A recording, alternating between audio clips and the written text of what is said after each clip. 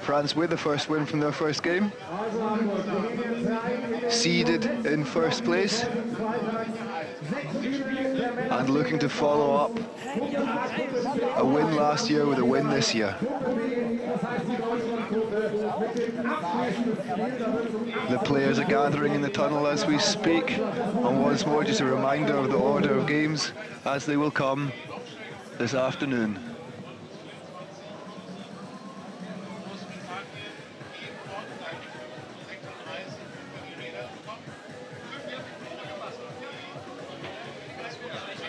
France with their stars this weekend. Riva, Sefo, Pares, to name a few. They have their medals from the World Cup, from the Olympics rather. Especially Paul and Riva, such an experienced player. France has been relying on him for the better part of a decade, and he's leading the team here with all of his experience, his physicality in the contact. Yeah, and in contrast, the Brits with a very inexperienced team, a young team, developing their talents. Oh, and there's some laughs in the tunnel, that's good to see. These young lads enjoying themselves away in Germany.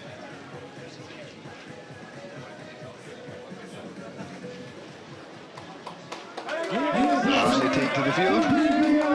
Justin Gouy leading out the French side,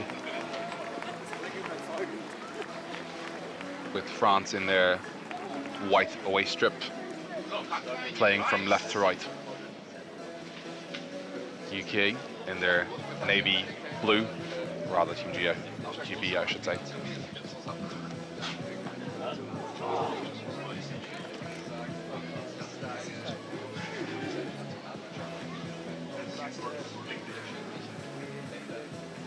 So the replacements leave the pitch. We're just about ready to get started as we see Frostwick, the British captain, getting ready to rise to the air.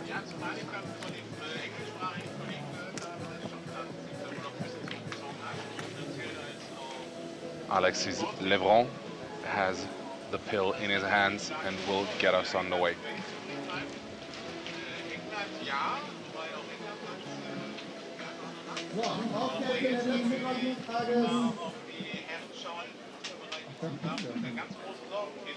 So the last little checks from the referee, making sure everything is ready to go.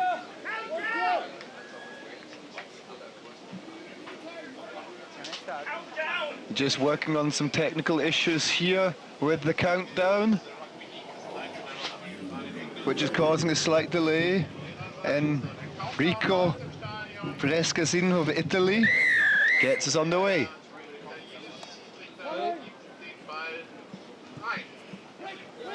And a very contestable kick from the start here for France. They do win it back. Timing that chase very well. And they move the ball from right to left. They've got a little bit of space they can attack on the edge here. Sefo under control though.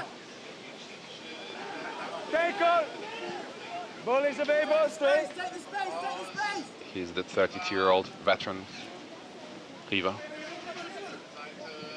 Down the right-hand side, and again, France not making fast progress here, but they're making a few meters with every carry here. They're stretching the British defence, looking for an error, looking for someone to turn their shoulders, over rush. Very controlled, very composed, very patient build-up. Good hands there, and again, that's Sefo. In one hand, as if it was nothing. I'm pretty sure he was born with that ball in his hands. It's part of him. Looks almost Fijian. And they do get a try eventually. That's Riva. So it's quality combining with quality there with Sefo and Riva to break down the British defence. Riva in his 10th season with France Sevens.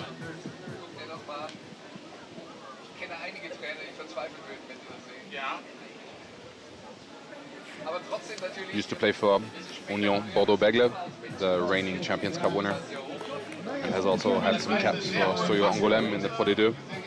But his true calling is the sevens game, where he's been a talisman for France. Yeah, absolutely. As long as we've been watching it, he's been there. So I think once more they win their own kickoff, but it's not travelled 10. That gives Britain their first chance from a controlled set-piece situation. 3 on the right, 3 on the left. And they do go right. Little miss pass out to the wing. And they're charging up towards a 22 before just coughing the ball up. That was a bit too cheap. Giving France an easy out in that situation. Yeah, that was the first time Team GB put any real pressure on the French team. And then I think he was a little bit under pressure, but I'm not quite sure. Ball should be dry here, even though the conditions with the wind are a little bit tricky. The paddock is dry. Yeah, that was Joshua Golden Clark, and he'll be frustrated with himself. Like you said, there was pressure, there's always pressure, but he actually should have had that under control.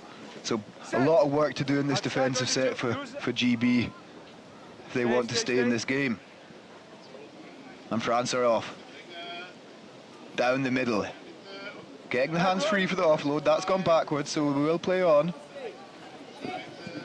Sefo testing Golden Clark. Oh, and they get the inside ball. And Great Britain not working back very well here, so they're left a bit exposed at the back. And France all the way to the try line. Delamare for the second try of the game. That is classic French flair on the 7th pitch. I don't know, 3-4 offloads, some lines, some creativity. Jouer, jouer, as they say. Yeah, it was a lovely little interchange on that right-hand side, wasn't it? Going on the outside ball on the inside, back on the outside, and through the middle. Fantastic. Sevens as it's supposed to be played. And the conversion is successful, so it's a 12-point lead after 4 minutes of play.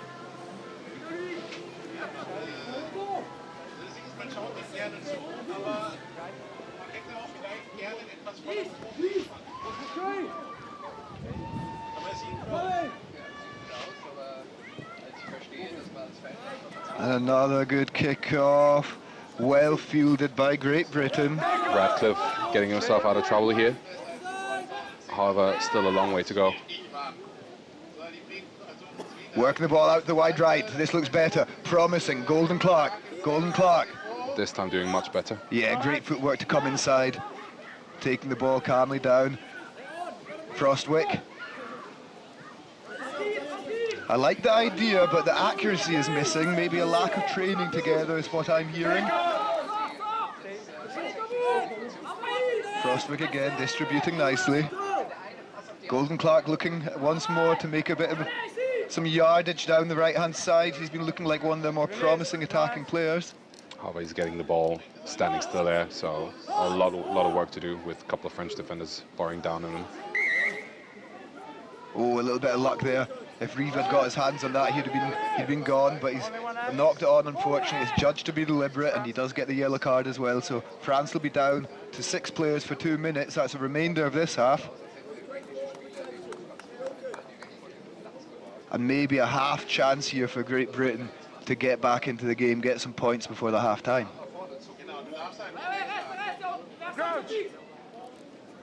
Oh, unlucky. He's initially tapped it back, hasn't he? And it's gone off his knee forward. That's an unlucky one. I remember a situation in the World Cup where France was on the receiving end of something like that. Etzebeth knocking it back. Yeah. Yeah, it's a game of fine margins. Some go for you, some go against you, but Britain have the ball. Ooh. And it's a lovely little grubber kick. He needs good to bounce. Deception there. Sat up beautifully from Radcliffe, and he's under the post. Looks like a different game all of a sudden. Easy as you like. That came out of nowhere. First time really putting pressure on France, finding the right solution straight away. Yeah, but obviously France down a player after that yellow card, so either they keep a full defensive line and remove a sweeper, which creates that opportunity. Smooth execution as well on the grubber. Was it lovely? A lot of deception. He gave the old eyes. And the timing and the weight on the kick, perfect.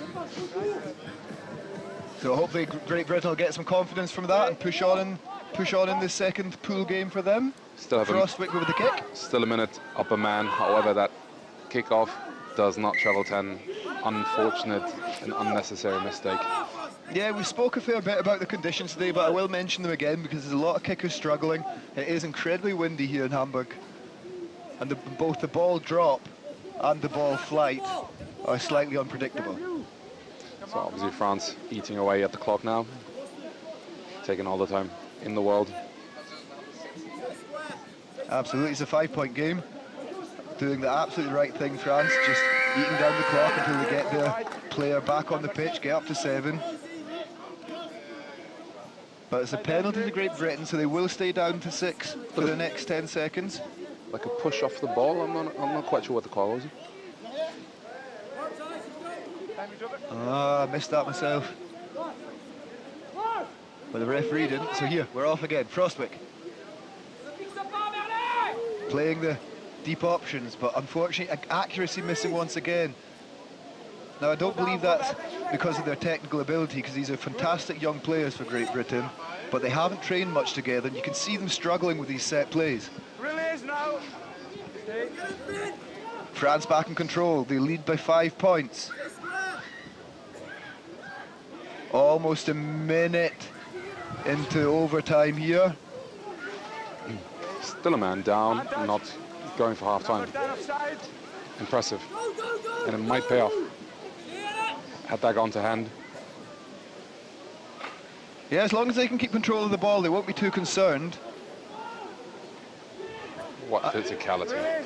Taking on 3-4 defenders and getting the penalty. Yeah, quite right too. Frostwick just not working hard enough to roll off. I think there was a smart hand from the French player.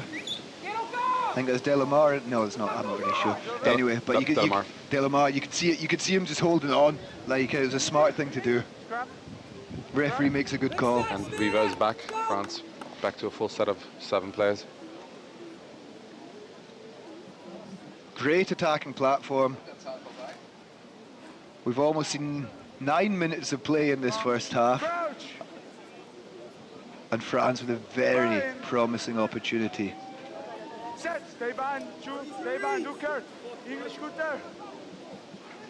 Riva pushing right.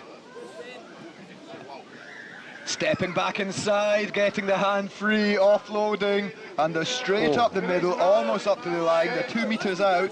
Go back to the left. This must be the try. It is the try. Diego Miranda. I believe that's his first of the tournament, so he'll be delighted to get off the mark here. 17-7, conversion still to come. Look at this from Riva, inside step, inside step. And Bouillet almost makes it. He usually flies it straight at Section Paloise, one of the top teams in top 14. Fantastic. They played down the clock so well when they were down to 6 players. Riva comes back on, has an instant influence, and we go into half-time, 17-7.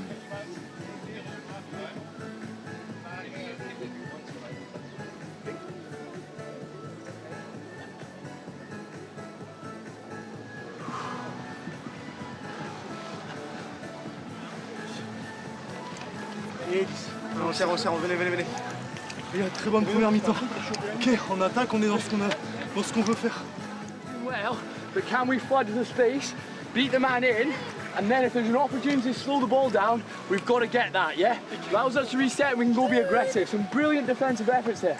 Flip side and attack, we just need the ball. When we have the ball, we look good. We will score. So let's treasure Pale when we get it, and then flip side and defense, let's win the race, and let's go be aggressive. What's the key detail on that? Il mérite pas de perdre 17-7. Il mérite de perdre 30-7. C'est ce qu'il mérite, parce que là, on est en train de faire les efforts. On tend vers ça. Par contre, c'est maintenant qu'on nous continue. Bien, on continue de déplacer le ballon avec de la cohérence, on prend la profondeur, d'accord, on va chercher les extérieurs, on split une fois, le passe-retour très bien. Attention, on n'utilise pas la zone du milieu. Pour pouvoir utiliser la zone du milieu, il va falloir se démarquer et prendre. Et tous se connecter ensemble. D'accord, on a fait retour et largeur. So the French guys actually saying we scored 17 points, we should have scored at least 30. On the other hand, Team GB quite happy. Just a little bit more aggressiveness on the point of contact in order to slow the French ball a bit down. However, the French team basically stressing, spread the ball, play the gaps, and they will appear.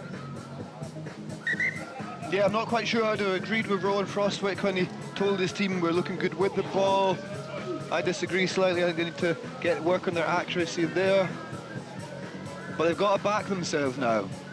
They've got 7 minutes to make a difference and turn this round.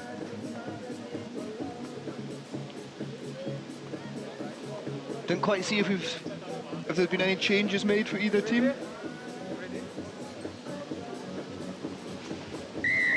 Not yet, I think. So Britain to kick off. I think both teams have stayed unchanged. And France will have to attack from deep. That was a good kick and a good chase from Golden Clark.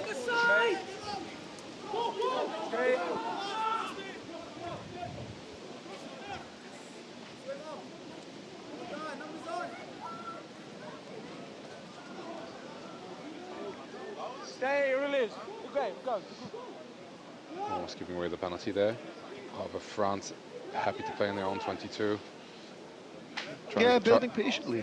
Yep. They won't mind that. They've been doing that all game. I mean, not many unforced errors by the French, so the ball retention is that good, you can play from anywhere. Absolutely. What nice offload. Sefo to Le Flamand, and Le Flamand easily under the sticks. But I'm seeing a repeating theme here, Dennis. I'm seeing everything that works for France, either there's Riva or a Sefo in the heart of it. Yeah. And the man carrying the water I'm seeing right now is Paris, and when he comes back on, I can bet he'll make a difference too. Le Flamand, only 19 years old, product of the Academy of Montauban, the team that just got relegated. Had a couple of outings in the top 14 last season. Obviously Montauban struggling mightily after being promoted last summer. Now he's here to prove himself on a 7th pitch. Yeah, and he started doing that in the right way. Good supporting line, and had the gas to finish it. For a big guy, quite the pace. So 24-7. Just over 5 minutes left in the second half. Great Britain fielding that. Good fend, and they're keeping the ball alive. They really need to go for it now. Good And that's a offload. lovely offload. He's got pace. Richie Mitchell all the way towards the line, and that is what Britain can do. So Rowan Frostwick, he was saying they look good with the ball. He's motivated his boys, and they've come out firing. Much better game by Team GB compared to the last outing against Portugal. Looking more threatening with ball.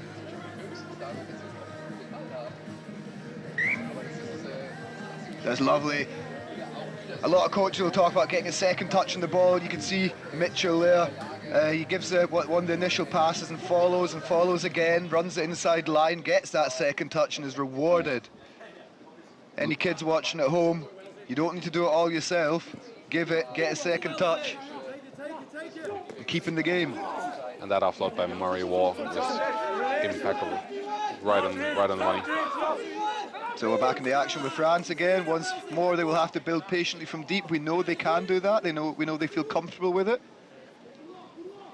In the meantime, France has brought on Régis Ombi, who has physicality and quite a good step.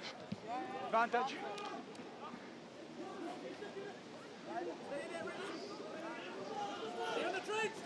Space in the wide left here. Advantage is over. Miranda not really making great progress, but they are rewarded with the penalty. And again, that patient build-up for France just being rewarded. They're quite happy to go through the phases. They don't need to make a lot of meters. They'll move the ball to the wide channels, hit it up, and stretch the defence again. Come on, come on. Come on, please. No, in the penalty kick. Come on. And they're off, tapping. Attacking the middle. Ombi getting the ball again. He plies his trade in Brive alongside a certain Courtney Laws, who plays in the same forward pack. Left him on it again. Beating 2 defenders before he's eventually dragged to ground. Very controlled here from France. Every pass just going nicely in front of the player. Clever work at the breakdown from France, just trapping that British player, not let him roll. And they're just 2 meters out from the line now, and that must be a walk-in try for the wee man. Alexis Lavron. Alexis Lavron. For one of the easiest tries he'll score this weekend. This French team, great mixture between very experienced stalwarts of the team, the likes of Paris and Riva, and a lot of youngsters coming through the incredible French academy system that has been producing talents on end the last couple of years.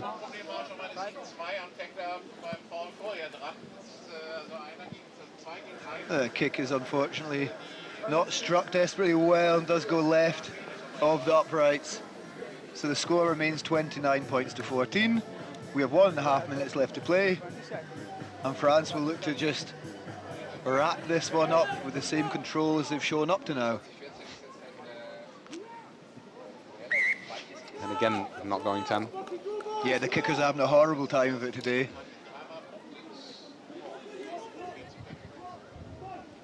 That's Monnier.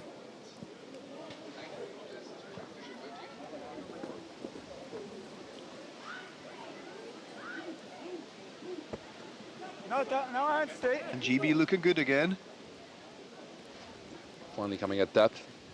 That's Mitchell, his try scorer. Monnier. Golden Clark. He likes a one-on-one, he does. Now he has to contend with 2 or 3 French players now. Yeah, maybe just a little bit too upright in that collision, wasn't he? French making a mess of the breakdown and being keen. Oh, he runs into his own man. That was unfortunate. Yeah, slightly lucky not to be called as an accidental offside, but never mind. We'll keep going here.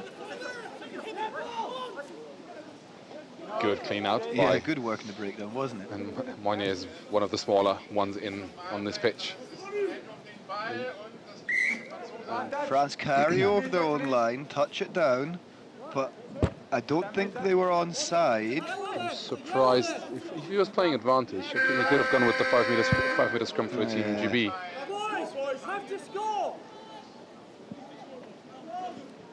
And Britain do choose the scrum anyway, so it doesn't make much of a difference to them. They're just 10 meters further back. But Monnier just marshalling his troops, making a call.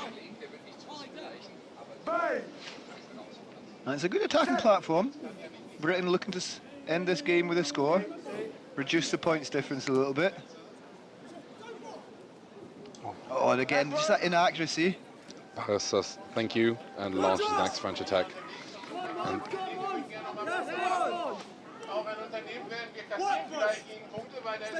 yeah, and this will be it. Gabriel Bone getting very close. Little error is the end of the game. So France with another commanding display, showing why the first seeded team in this tournament. Seeing off Great Britain without any great danger. 29 points to 14. There's potential in this British team, but they'll need to gel a little bit better and get their timing sorted if they're going to really threaten any of the big teams this weekend. yeah, Team GB with a better show of form than their first outing against Portugal. However, they came up well short of what this French team had to offer in terms of power, in terms of defense, in terms of cohesiveness, in terms of ball retention. It's hard to see past France when it comes to favourites for this tournament. Yeah, they just seem to be a little bit ahead of the rest in terms of their accuracy and their consistency, don't they? Every pass is just arriving where it needs to. The timing's on point. And they now have confidence, momentum. So the next game coming up right now for you, I'm taking a break. We've got Ukraine against Portugal, 12th seed against 6th. Don't go anywhere.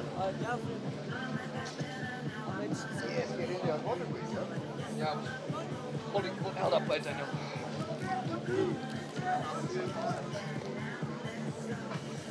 For Portugal, coming off of a convincing win against Team GB.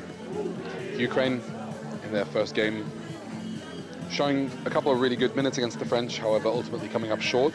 So let's see whether Portugal, as the favorites in this game, will live up to their expectations. I was quite surprised by the Ukrainian team when they played France. I thought they had a really solid performance there. Some nice attacking patterns, some good defense. It's going to be an exciting one. Yeah, Ukraine, the newly promoted team, versus defending champions France. So they are starting their rugby journey against the hardest possible teams. This is Portugal, not France. First game against France and now yeah, Portugal. Sorry, on me, I got it. Yeah, you are correct. And yeah, like I said, I thought they were doing really well against France. It was a very surprisingly good performance. And just on camera earlier, assistant coach Pedro Leal, legend of Portuguese rugby. Yeah, speaking of, how's your Portuguese? Again, non-existent. You can draw some conclusions when you speak Spanish, but you can mislead yourself into believing you've heard something as well. Yeah, I can imagine. Oh, bowling players out of the way, but he touched the whitewash, so Ukrainian throw into the line out. How's your Ukrainian? As you do speak Russian quite well, don't you? Yeah, you can, again, two very different languages, and I mean, these days politically, obviously, you don't really want to associate the two, but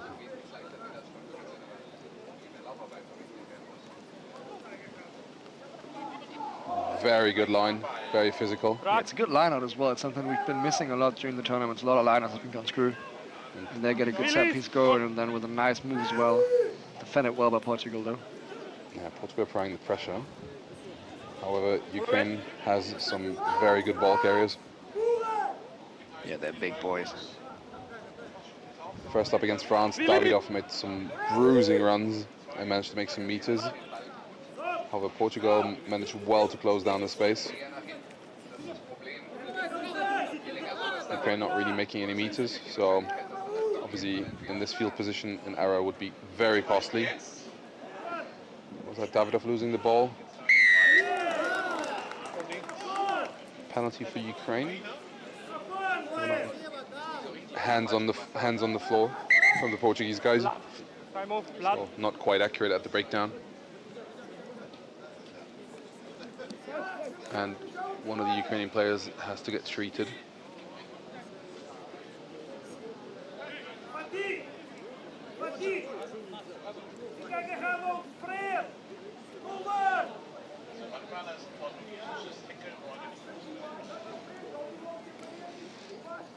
I think the physio is looking at his,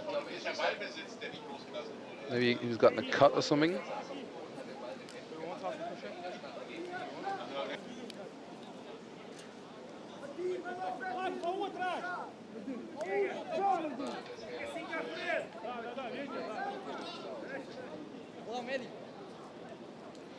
Running repairs. Looks like Davidov, who was one of the more outstanding players in the first game, was bleeding up until now, but he's getting the classic rugby fit now. The shiner, the black eye is already quite significant, so he will have something to remember from his trip to Hamburg. Yeah, love to see it. And again, they kicked the penalty to touch. It makes sense. They had a good lineup before, and then they have been struggling to really attack from that. They haven't been getting out. Now they get a penalty, so they gain the territory. And again, they have a good set piece. But this time, Portugal managed to make some mess into it, so they don't get a clean ball off it. And this is a kick, and it's a strong battle for the ball, and the ball goes loose. And again, it goes loose. Ukraine makes it very scrappy. A bit of a nightmare to defend for Portugal, but they give away the penalty. Yeah, he's got his hand on the floor. It was good shot by the referee. Same as on the other end of the field. The referee wants a clean breakdown. And here the ball goes out wide. Oh, That's a great run by Federico Couto. And over he goes.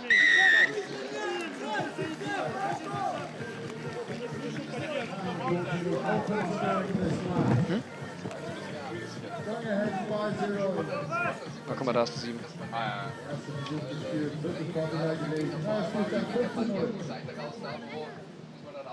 Ukraine is lacking a bit of pace there to contain Kuto. Yeah, it was well played as well. Hey, simple things done right, great basics.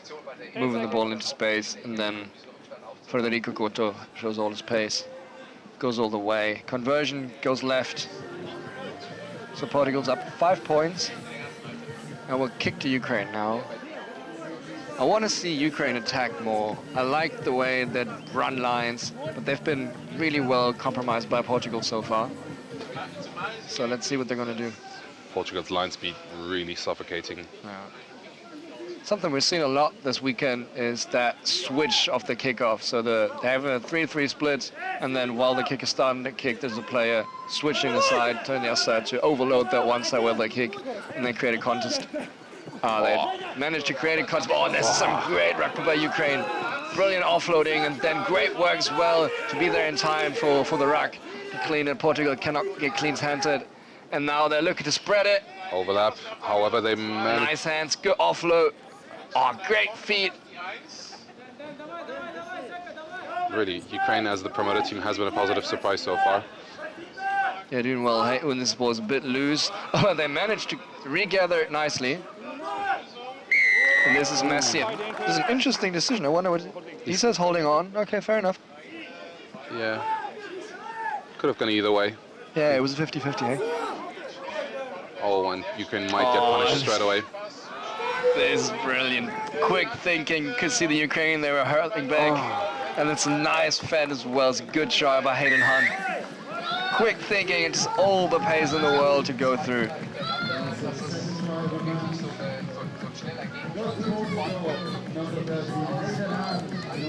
And again, as they did in their first game, Portugal, very attentive on defense and pouncing whenever an opportunity arises.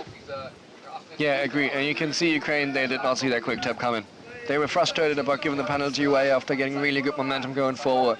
And unfortunately, then giving the penalty against them and not having regulated the frustration you get through it. Hayden Hunt sees that. Off he goes. Footwork, fend, and scoring a try. Conversion once again wide, so there might be another chance for a team in yellow and blue. 10 points up, 1 minute to play. And let's see what Ukraine can do here. They did really well off the last kickoff. Again, there's the wraparound by Vasco Durao. But this is a great lifting pot and a great take in the air. Yeah, Overchuk has had no issues whatsoever taking the high ball. That's a brilliant feat. Oh, just got held by the short. And I think this is going to be a turnover. No, the ref lets it go. I think it would have been off his feet. And this is a 2-on-1. Oh, it's a great bump off. And Overchuk once again, quick thinking, releases the ball, goes again. He has a good game. Hey, he looks really good. And Davidov with his pace, the big man. And the fend, well deserved. Yeah, seeing the space out wide and then having the fend and the Cristiano Ronaldo celebration as well. With the 7 on his back. Yeah, fair play to him. Hey, he deserves it. Against Portugal. I think he might have been thinking about this one before the match if he scores. But look at the guy. I mean, he's one of the more solid Ukrainian players, surely north of 100 kilo, and he shows some pace here. Yeah, it reminds me of the Danny Barrett tries from a couple of years ago, and he ran over 2 players on the wing. Yeah. Didn't Luis Rees-Zammit did the Cristiano Ronaldo as well when he scored against Portugal in the World Cup? Yeah, I think. I'm pretty sure he did. Yeah. I mean, Rees-Zammit. And the conversion from the sideline. Ukraine 3 points behind at halftime. Well, it's an interesting game. Hey, Portugal is the better team here. I think we can agree on that. But Ukraine did super well to stay in the game. They show up fight. They don't let Portugal get easy scores. Portugal get those tries by reacting quickly to penalties. They can't really bring them down by phases. And Ukraine, they had a chance now, which they took. So the game's really close. Fair play to them. Let's see what the coaches say. Romina, 20. Пихну і буде все ближче. Так? Всі залишають? Так. Хлопці, коридор. Ми повинні грати через коридор. Ви знаходите ці штрафи, це дуже гарно. Але потрібно зіграти коридор. Троє проти вас пригод. Є координація у нас, яка там? Жовта. 0, пацани, 0, вони ідуть за вами. Відійшли першого, ну, чи того позаду. Добре? І спокійно. Кожну секунду. Є час. Já sabem que eles não vão fazer mais do que 2 passos. Temos que os pôr no chão, pressão, estarmos em pé, não podemos estar sempre a cair para trás. Pá, cai, levanta, agrupado, já sabemos que eles não vão passar por fora. É ali à volta. É o flow, temos que cortar as linhas de passo. Está bem? Mais juntos, mais unidos. Malta, bora, vamos embora, vai correr bem. Bora. The Ukrainian coach, Vadim Kolishkin, telling his boys to stay quiet on the ball. Don't overplay things. Let's see how the Ukrainians react. They're still in this game, despite a very attentive display by the Portuguese. I wouldn't even say in this game. I think they just switched momentum with that try. They finished the half on that. I think they're the team. Momentum's on their side right now. And let's see how they took the second half. The camera's on Yevgeny Overchuk, who has been a live wire.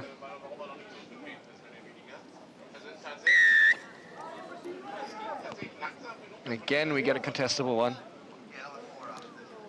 Oh, this is a great contest. Portugal managed to get it.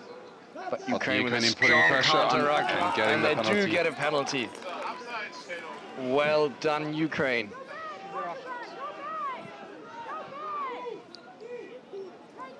Vladislav Adashinik.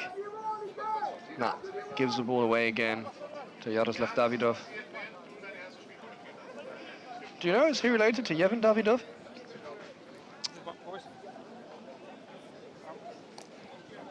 Quite honestly, I should have done my research here, but given that also in Ukraine rugby is a family affair, I would not be too surprised. Yeah, fair enough. So in all these countries where rugby's not as big, you've got heaps of families, hey? We talked about the Davidovs here, we've got the Hacker sisters in Germany. We talked about Sofia Giesen, she has a sister that also plays for Denmark usually.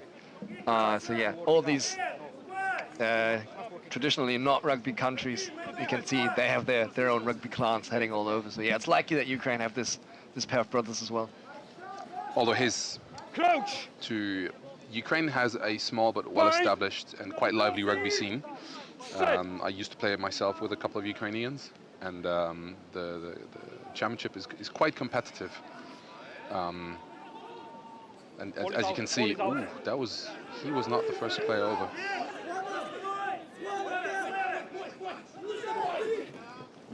Well defended. But the ball's still alive. They again managed to get it in. Now Portugal looking to set a phase, but also waiting for support. And that Ukrainian corner is very strong. You might make an argument he came from the side there, but the referee is happy with it, so the game continues. Yeah, I think it could have gone both ways because the Portuguese were practically sealing off, so it was hard to get a proper contest. Good skip pass in the offload, and now Ukraine with possession again, but the flag is up. So we get another Ukraine line-out. They had a really good one the first time when they got a nice line to run into. Then Portugal did really well to contest the second one. So let's see how the third line-out's going to go. Did my research in the meantime. Yes, the two Davidovs are brothers. Ah, sweet. Yeah, we love rugby families. So this is great to see the brothers be on the field together. I'm sure the whole family's proud. Oh, nice little trick play now. They've seen Portugal adapted to their line-out, so they adapt themselves again. This is good game management, great awareness by the forwards in charge, running the line-out. And now they do get some go forward again, right in front of the commentary box. Davidov picks it off the base, runs a couple of meters square, but good defense by Portugal. They look to counteract. The ball's free and hacked through, and there's a chase coming. And this is going to be a try for Portugal. Yes, it is. Great pickup there, and then the finish. Well done. Did the referee whistle? I didn't see it. No, I think it. Oh? No, it is a try. Yeah, he's looking for the conversion now. Sorry for the confusion. Yeah. Well done, Portugal. Good counteract. ball goes loose, they hack it through, the chase is on. I think it's Martin Diaz who finished it. Yes, it is. Martin Diaz picks it up and dives over. Yeah, I gotta say, Portugal needs very little invitation to go out and score. They had little ball in the second half, if any, yet were the first to score. So Portugal very effective once again. Yeah, converted his own try as well. 17.7, so it's 10 points for Ukraine again. This is 2 tries at least they need to score. So we'll see what they're going to do. Davidov showed some brilliant finishing in the first half. Maybe he can do it again. The 2 Davidov brothers, stemming from the city of Kharkiv, which in a country that has been suffering under a brutal invasion has been one of the city's hardest hit. So these guys playing really, really good rugby here is also a sign of resilience. Yeah, it has to be admired. Yeah, it's very impressive, hey, because there's so much other things going on where you can leave your head and then still being able to train and perform the way they do. It's, yeah, like you said, it's a sign of resilience. It's really impressive. Actually, the Rugby Europe Women's Grand Prix just before COVID was held in Kharkiv, and that the women's, and that very stadium got bombed in the first week of the war.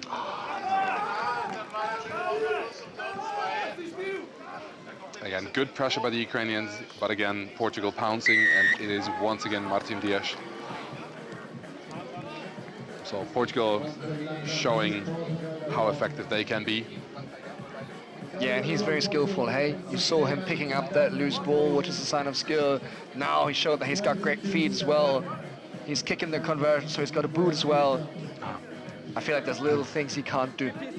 Yeah, Ukraine, especially number 13, is going to have to ask himself, Alexander Skorbac, whether he really needed to push into that ruck. He should have rather set up the pillar and made sure the 9 couldn't snipe around.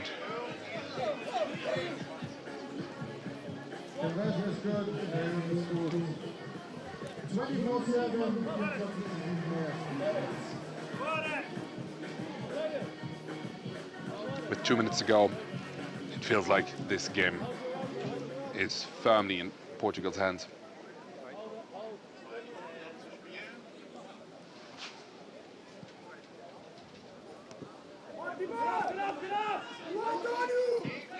Another contestable kick. This is such a great area in the game of sevens to get these contestable kickoffs, and we've seen some really great aerial contests. And it leads a lot to set piece here. We've had knock-ons of it. Now we get a penalty for Portugal. It's a cool trend to see in Portugal opt for scrum. So they'll be looking to draw in the big Ukrainian forwards and then attack from there. Number 13. Okay.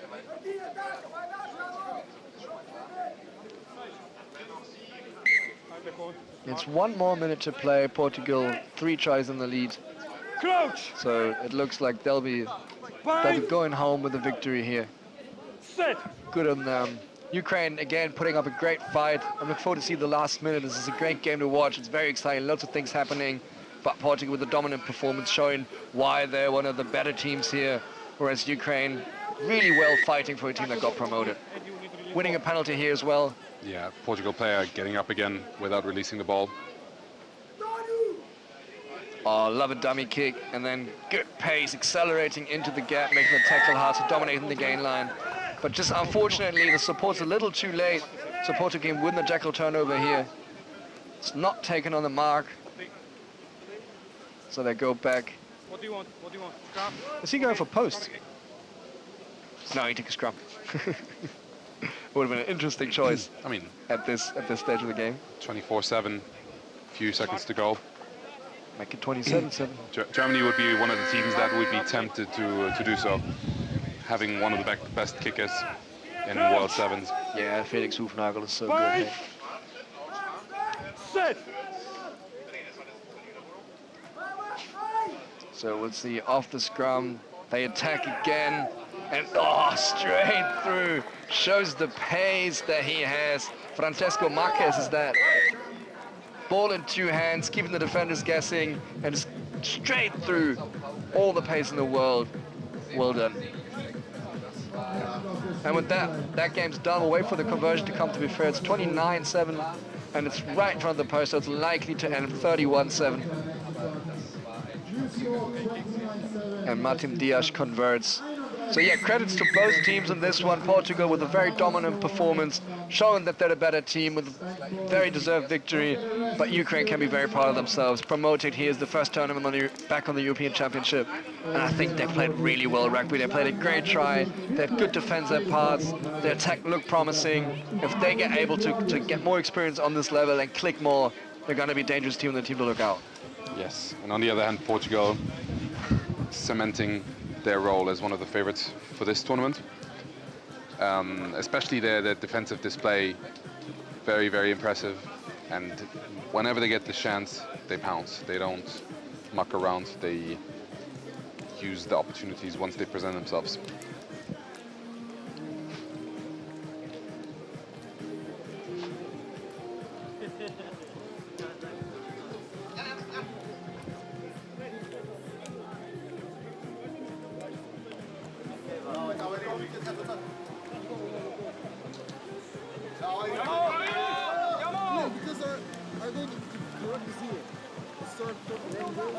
Next up is Italy against Georgia. Both teams able to win their first game of the tournament. Georgia with a super close encounter against Belgium, 14 points to 12. They won their first game. Yeah, Italy with a tough performance. Also, yeah, won a pretty close game. So yeah, this is going to be an exciting one. Both teams looking to see on #1 spot. Georgia with a bit of a surprising victory they had in the first half. Let's see what they'll be able to do here. Referee Julian Noster from Germany, one of the 3 German referees. We said it earlier already. This is the first time that there's 3 German referees appointed in the European Championship in 7th, which is a great achievement. They'll be very proud. Yeah, he's one of those 3, and it's really cool that it happened in Germany as well already. From Hanover, from Hanover, only an hour away. He'll be happy to get this home opportunity.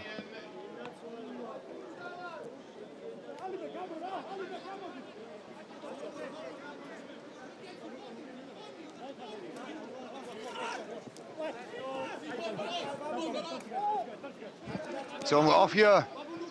Italy attacking from deep.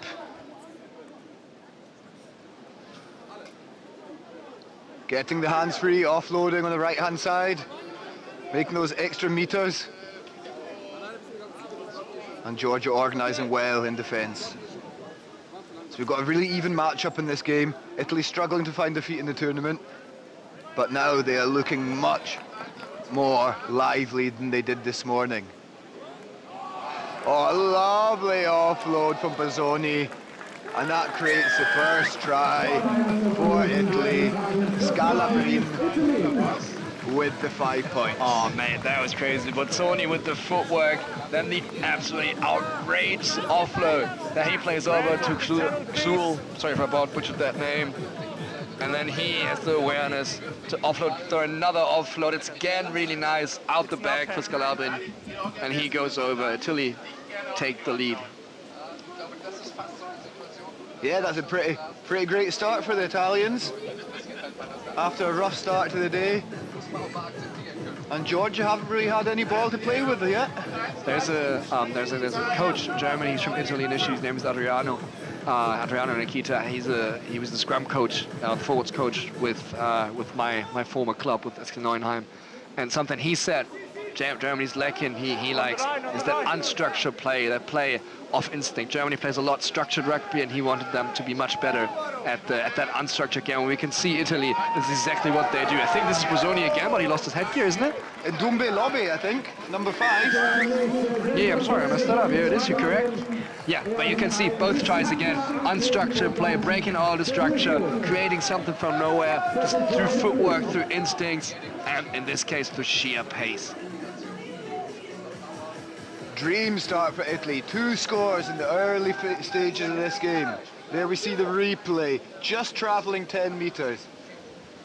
Keeping the ball alive, running away from the pressure, and then the gap opens up and they capitalise. Yeah, man, and the confidence on this, hey, taking the outside, there's a 2-on-1 technically, and he still takes the outside again. That guy backs his pace, and fair play to him. He's so quick, he can score that try. And there we see the conversion, sailing through the uprights.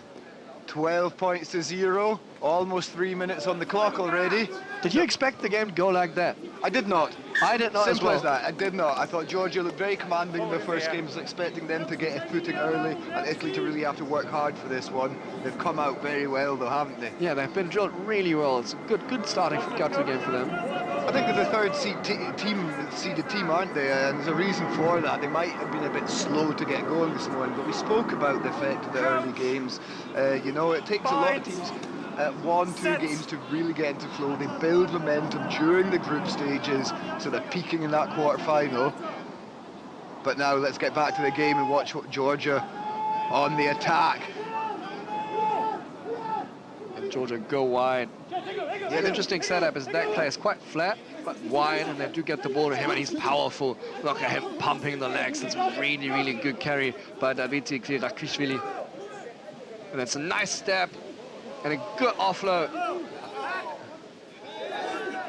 Yeah, contest there from Italy at the breakdown, but unfortunately not legal. They're sent back 10 metres, and Georgia with the first real opportunity to break down this defence. Slight knock on the tackle, maybe. Indeed it was. Just a knock on in the tackle. Optimistic from the Georgian, hoping for it to be called as a deliberate one. Yeah, fair enough. I want to point out the passer he played before, that big skip pass, that was silky. Yeah, the Georgians have great skills, great rugby culture obviously in Georgia. They know what they're doing, they're no slouches. The basics will always be solid in a Georgian. Set! Let's see what they can do from this. We know they have a good set piece in the scrums. No worries there, the ball comes out clean. And then again, good footwork, getting the arm free, getting the offload away. This is a 2-on-1. Oh, the ball's a little too far in front.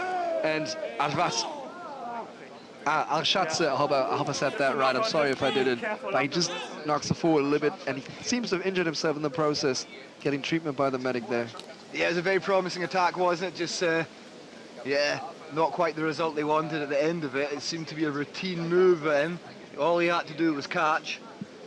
Yeah, I like the work by Ali Begashvili there, with the footwork, taking them on, and then getting the arm free for the offload. That creates a 2-on-1 because Ali Begashvili, he draws two defenders on him. Yeah, big rangy character, using his long limbs to his advantage in that situation. But Italy with the penalty. 1.5 minutes left in the first half. Yeah, but this is more what we expected. Hey, Georgia now finding the footing, getting some good attacks, and this is the game we expect Italy with the better start, but it seems to become competitive now, but let's see what Italy can do with the ball again. Yeah, drawing in 2 defenders, creating a platform here to attack. Oh, and the lovely break. That's Bazzoni again, and he's been at the heart of a lot of what Italy have been doing right.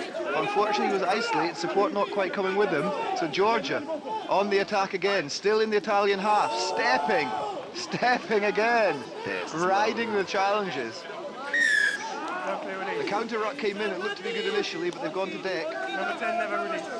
Oh no, sorry, my bad, it was not releasing is the call from Nostad.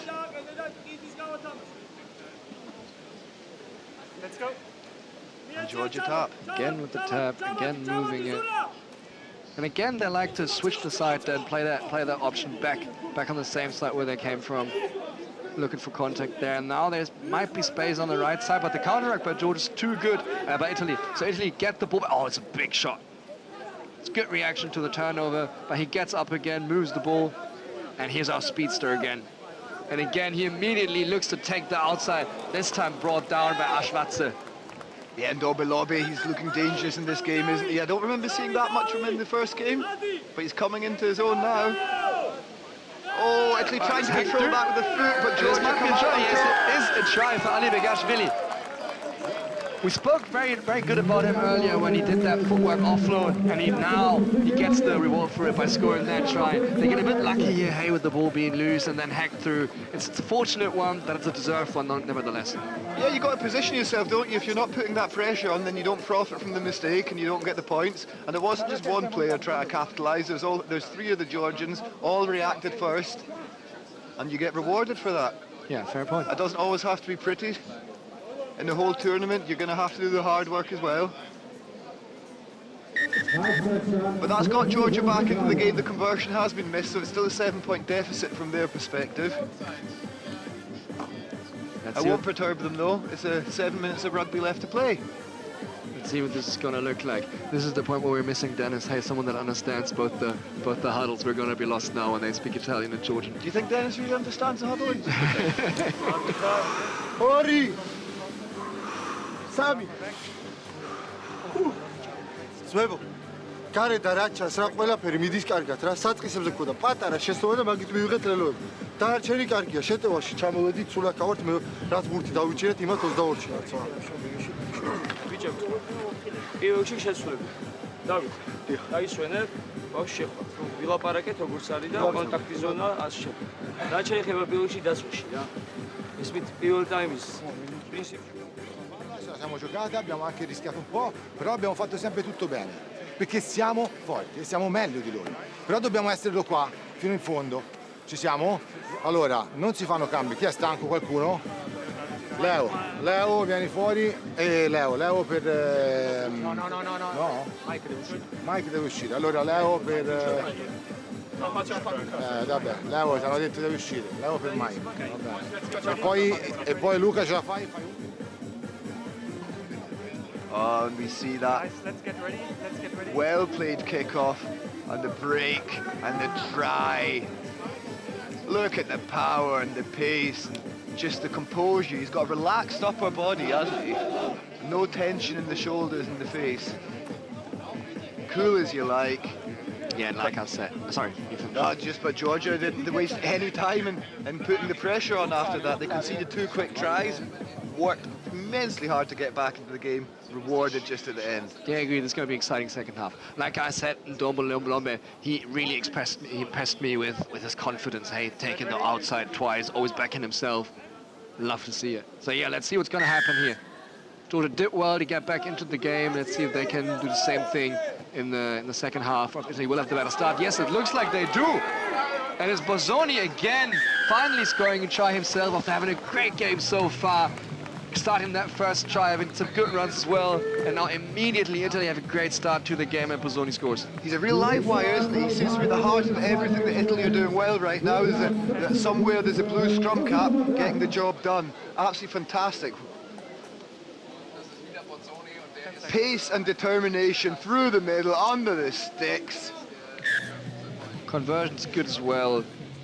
So 19 points to 5. This looks immediately different, doesn't it? Yeah, and the Italians are looking composed, aren't they? 19 points to 5. Not even a minute played in the second half. That was a dream start for Italy, and they tried to repeat the same.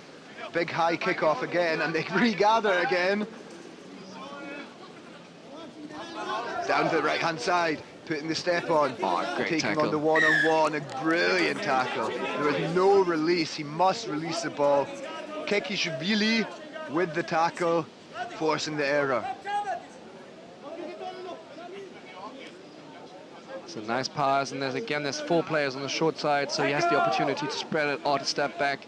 They leave both sides open. Again, he sees that both sides, someone comes on the wraparound, moves the ball wide, but it's unclean, so there's a lot of pressure on the winger now. And Julian Nosto spotted a knock-on, so we'll get a scrum to Italy. And some subs coming on. Italy bringing on a new player. That's Insadene coming on in the forward pack. Big boy there he is, looking to make an impact. Yeah, and the poor Georgian winger just saying why, as this ball just bobbles in front of him. Why did he throw that pass?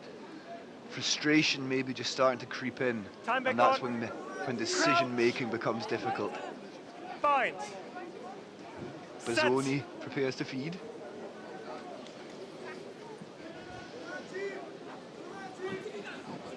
Italy with the opportunity on the right-hand side. He backs himself again.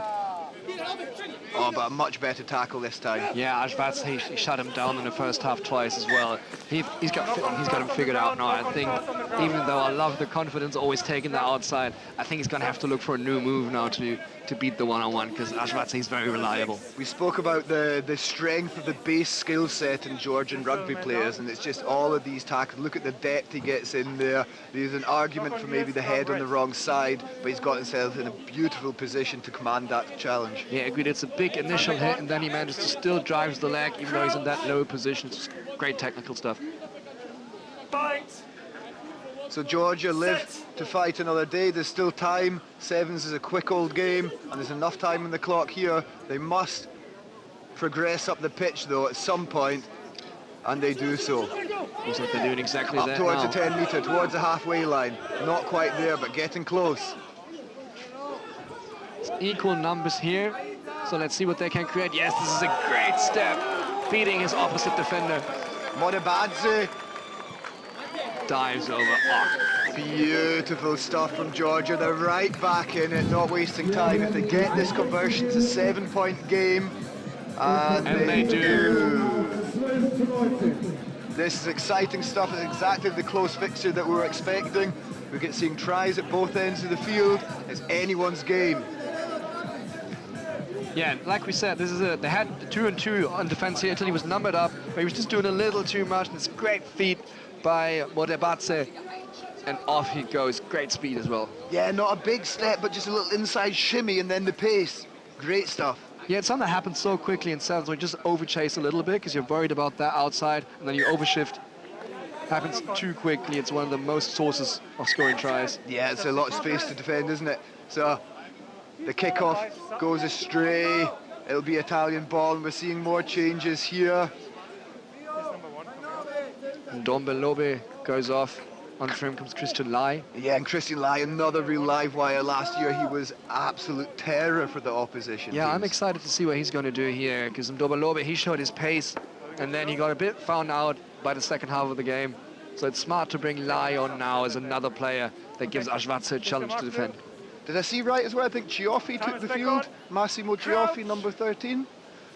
So Italy with the fresh legs. Set. And possession, albeit from deep. Wraparound play, missing in accuracy. So Georgia pile over there. It looked to be technically good, but he just missed the ball, not quite getting a lift on that one. And that's a big man challenging, fending, staying big through the collision. Nice long presentation, creating that quick ball as well, and Italy able to whip it out to the wide right before they snap back. Oh, and the unforced error, there was no need for that. I don't know why he cut back there, if I'm honest. I thought he might want to bring it to the wide right, give Christian Lai, the fresh legs, an opportunity.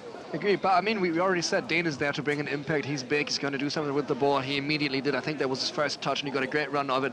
Maybe he wanted to give him the ball again. He saw, oh, that guy's giving the momentum. I want to head it back. Like, they were covered on both sides, so there was really any space. It's always very easy from our position to say what they could do different, isn't it? If I was on the field, I would score a try now. Yeah, there's a reason I never made that field. Anyway, so Georgia, lovely little offload from the deck, keeping the ball alive. They drew in 3 defenders there. And they do exactly what I would do, and that is scoring a try. Beautiful. Kekvishvili goes through there, scores a try. It was a great feat before. Modibadze, he took the ball to the line, then stayed alive, changed direction, and gave the ball to Kekvishvili. And they should level it up now, and that's a punishment for Italy for losing the ball deep in their own half. Possession is everything in sevens. You cough it up there, you're going to be on the back foot, and Georgia punished them with that try. And the conversion's good. Oh, sorry for everyone at home, you're not seeing it yet. Here it is with a slight delay. Georgia tying it up.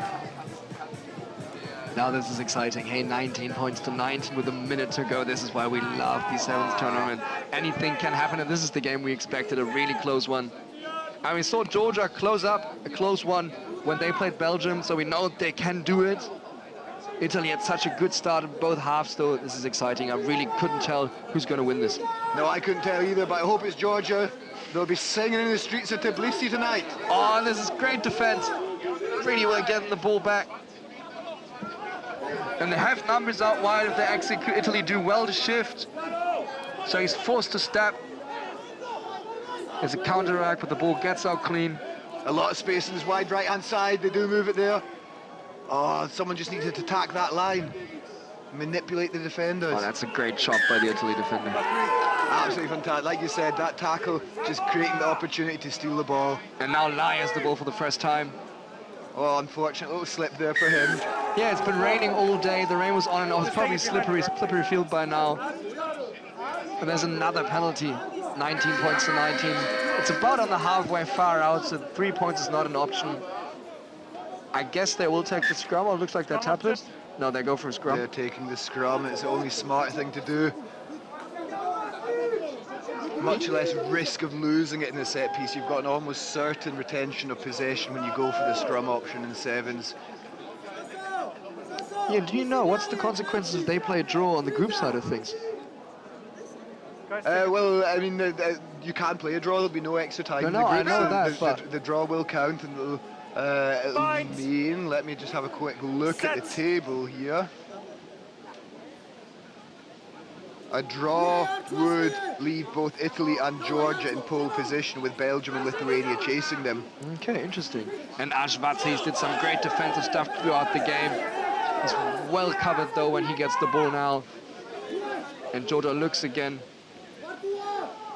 They're asking for a kick. There's someone in the back, you can see it from the commentary box. Fortunately, you can't see it on TV. But they're asking for a kick in behind. That ball just and again they give away a penalty. It looked to have rolled out the back. He tried to capitalise, just a little bit overly eager, and misjudged that one. Let's go. And if there's one thing about Georgians, they do not give up. And they take another scrum from this. Subs per team. The Georgian seems to sub. Julian Oster has seen it. Subs are coming on from both sides. 11. Momiciolo takes the field for Italy. And I cannot see it coming on for Georgia, but there's a new player coming on. He's a little too far away. Isn't it? That's Nokarashvili, I think. Yeah, you're correct. It is Nokarashvili. He was just hidden behind the tent from my point of view. He was hiding his number. Going incognito. Set. Now we get the scrum going. Another good scrum off the base. Spreading it to the right, stepping back inside. Beating one challenge. Almost 2 minutes played overtime already. Oh, this is lung-busting stuff, isn't it? Italians claiming for a forward pass there. No one's seen it though, so we're still playing here. Georgia progressing little by little, step by step towards the try line. Oh, and he sees the space there. Oh, the Italian defender just slipped out of position for a split second, and Georgia capitalized. Kakao Riche. Yes, the Georgians, they get the right to celebrate the try like this. 24-19. Great snipe by Kakao Riche. Sees the space on the short side on the contest. There's someone contesting, so he knows there's space somewhere else. He takes the ball, goes on to the left, and scores that try. Mate, what a game that was. Italy with such a quick start. Hey, they were up by 14 points. We said we didn't expect Georgia to go under like this, and they turned it around and finished it with such a great clutch try. We said before, Georgia knows how to close out tight games, and they showed us again they're really capable of that. They've got a lot of heart, a lot of passion. They wear their hearts on their sleeves, but they've also got the ability to back it up, and that's really made an interesting development in that group. So Georgia do take the win. That puts them in pole position. They're topping their group, with Italy on 3 points beneath them, and Belgium will be able to put, or even Lithuania, they'll both be able to pressurise the Italians now. So our third seed for the tournament, the Italians, suffer their first loss at the hands of Georgia.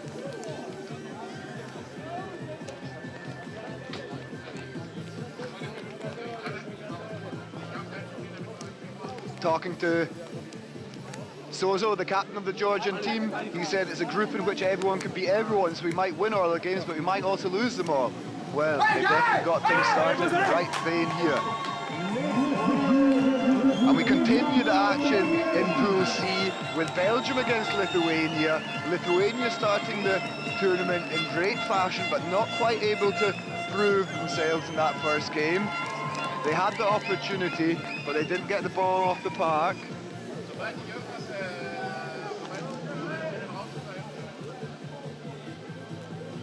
And we see here the squad of Lithuania.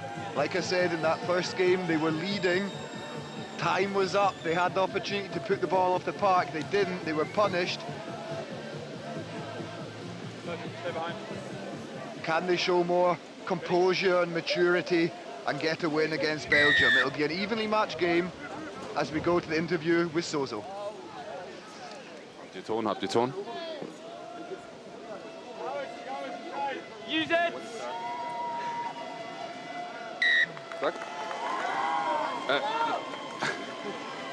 Soso, that was quite the thriller.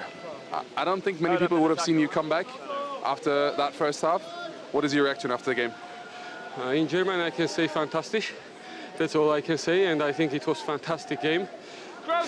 Italy was very good in the beginning. They gave us like very easy tries. We had to learn from that. But other than that, we fought very well. What I like about our team, that all 13 guys who play, we are high quality players, and whoever goes out, even better players comes in. So that's what made the change this year, I think. And both games, we were trailing by 12, and we won both games. So I think that's the point. So what do you think you can achieve this year in Hamburg? So our goals were high. We told ourselves that we can be champions. Why not? Everything is possible. If you believe it, if you work for it, everything is possible. We worked for it. We did everything 1 year to be prepared for this. We had nothing. We have nothing to lose, and we had nothing to get from this except memories, except championship, except future of Siemens in Georgia. So we have lots to work for, and I think we did it well. We showed it here, and we will show in the future games. Thank you very much, Madlova. Thank you. Well, Sozo said it, fantastic, and super fantastic was the start from Belgium here. Timothy Riffon with the first try already in the early stages of this game. The second pool game for both teams. And Lithuania coughing up the ball in a dangerous situation there. So Belgium really hammering on the door. Keeping the ball alive. Not a lot of breakdowns happening yet. Oh, and Riffon again. Shuffle of the hips, a wee show. I don't know if you can even call that a dummy. He just looked, didn't he? Shuffled the hips and where he was.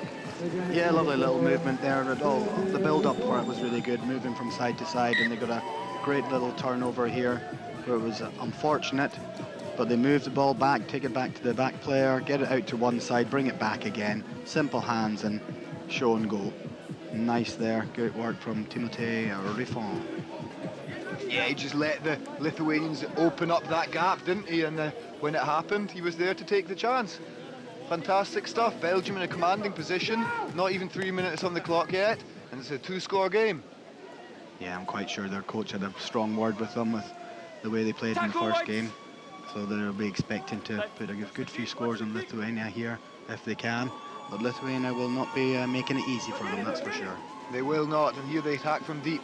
Big, powerful men doing what they do best.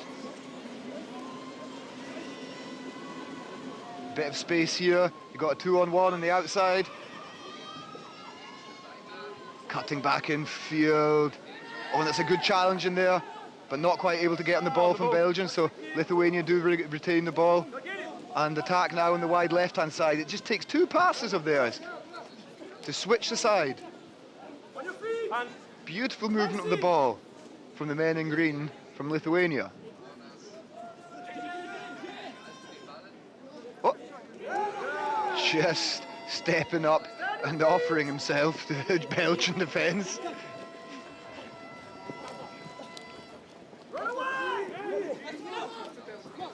Very good attack here from Lithuania. They've got space again. Oh, but the unforced error, just looking up maybe into that space that you wanted to run into rather than watching the ball. Yeah, I think he just took his eyes off it there, looked up to see what the defender was doing, and it just popped out of his hands there. But some nice passing play. Again, the build-up was good. They're going side to side, as you say. 2-3 passes in the 15, inside the 15-metre channels there, getting it to the outside and then moving it back again. Really nice play. Just those little technical skills letting them down at the end. Yeah, it looked really slick until that little fumble came in. So promising stuff from Lithuania, but you won't get that many opportunities against an experienced team like Belgium, so they'll need to be a little bit more clinical moving forward. It's interesting watching Belgium in defence. You know, they were playing with a sweeper to start with, and if we recall from last year, Lithuania again put in the kick over the back, and the chase to try and out bamboozle the opposition. So maybe Belgium looked at that from last year and are thinking that's why there's some spaces, because they're playing with 6 men up front, and that's why Lithuania can then move the ball side to side. Yeah, and here we see Gaspard Lally, a legend of the Belgian game, just getting a bit of a high shot there as he opened up the legs and had a bit of a run. Not a huge amount of force, but with the momentum he had, that won't hurt. It will be a penalty. It was a high shot. Yeah, it looks like it's going to be a yellow card, I would say. It looks like he's going for his pocket there.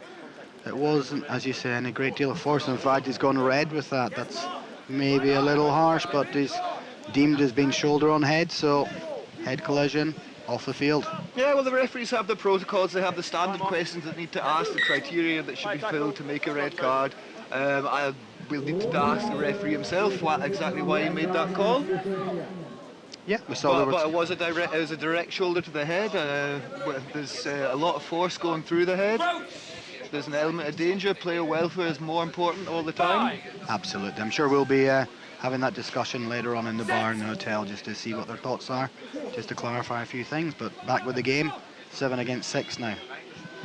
Yeah, and this will be really tough now, defending with 6 players for 9 minutes of a game of sevens rugby. Gaspard Lally again taken high, this time round the throat.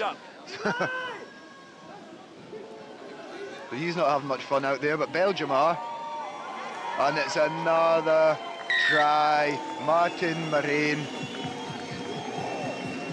Lovely to see one of my red-headed mates getting on the scoreboard.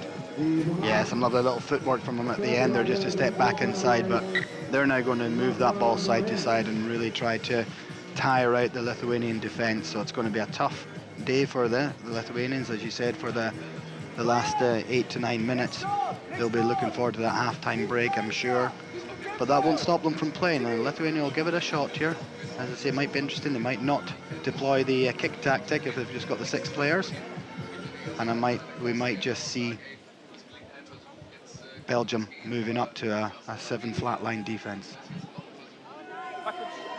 So Belgium winning the ball back from their own kickoff here, and momentum playing in their hands now. Oh, that looks like a deliberate knock-on. Very unfortunate. He'll claim it was in the tackle, but the referee doesn't mind. He says, no, that was deliberate, son. You spending 2 minutes on the sideline, and Lithuania down to 5. Yeah, that's not really a tough call for the referee, that one. It was quite clear, I think. The hand was up. He came flying in from the side. You could see what he wanted to do, but unfortunately didn't execute it quite correctly, and I would suspect that's quite a easy run-in here for Belgium for this first movement. And it's a scrum, so they've only got 5 players on the pitch. They've taken away their scrum half, so they've got an extra defender in the backs, but there's still very short staff back there. And all that can save them is a poor pass from Belgium. Yeah, that's a poor effort there from Belgium. They'll be kicking themselves. We can see their coach just now just turning his back, just really annoyed with that. They took the difficult option of coming back against the grain when, if we're honest, the open option was probably the best one. You've got definitely a 2 against 1, possibly even a 3 against 1, but well played Lithuania, getting out of the scrum quickly, getting the ball here, and I'm sure they'll play it to the side and get the ball out of the park. Yeah, get it off. Get into the half-time, damage limitation. And that's not left the pitch. Oh no, that's a disaster. So there's 5 of them up against 7. Looking to hold up the attacking player, create a maul maybe, but Belgium not committing, so it won't become a maul. And it's a penalty because they were all offside from the kick. And Belgium just need to spread the ball wide, and they will be able to stroll over for their 4th try of the match. Yeah, quite an easy stroll in at the end there, but Belgium making it hard for themselves from that last scrum right the way through to this. But unfortunately, as we said, from Lithuania, they were just offside at that kick. And giving the ball back to Belgium, they're not going to make mistakes from here.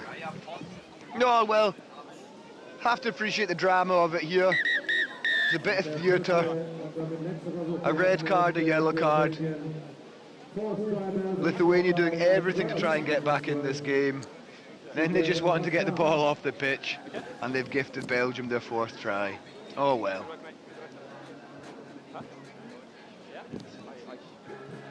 "24-0 at half-time." Let's listen to the coaches. Šitas varžybas ko gero palaidom, bet yra labai svarbu, su kokiu rezultatu baigsim. Dirbam, išlaukiam Emilio, kontroliuojam kamuolį. Be kažkokių tai mandrybių, užsidarom, padarykim kelias laisvės, Emilis grįš, bus lengviau. Okay? Antrą kėlinį turim sužaisti daug geriau ir išlaikyti pakankamai gerą taškų santykį. Daugiau nieko, ok? On a des tendances les années avant qu'ils sont 6 et on joue un peu extra, un peu plus. Ok, fais des choses simples. Ça va arriver, eux ils doivent travailler un peu plus dur. Ça va? Allez, on garde. On va devoir travailler peut-être en défense parce qu'on a toujours eu le ballon.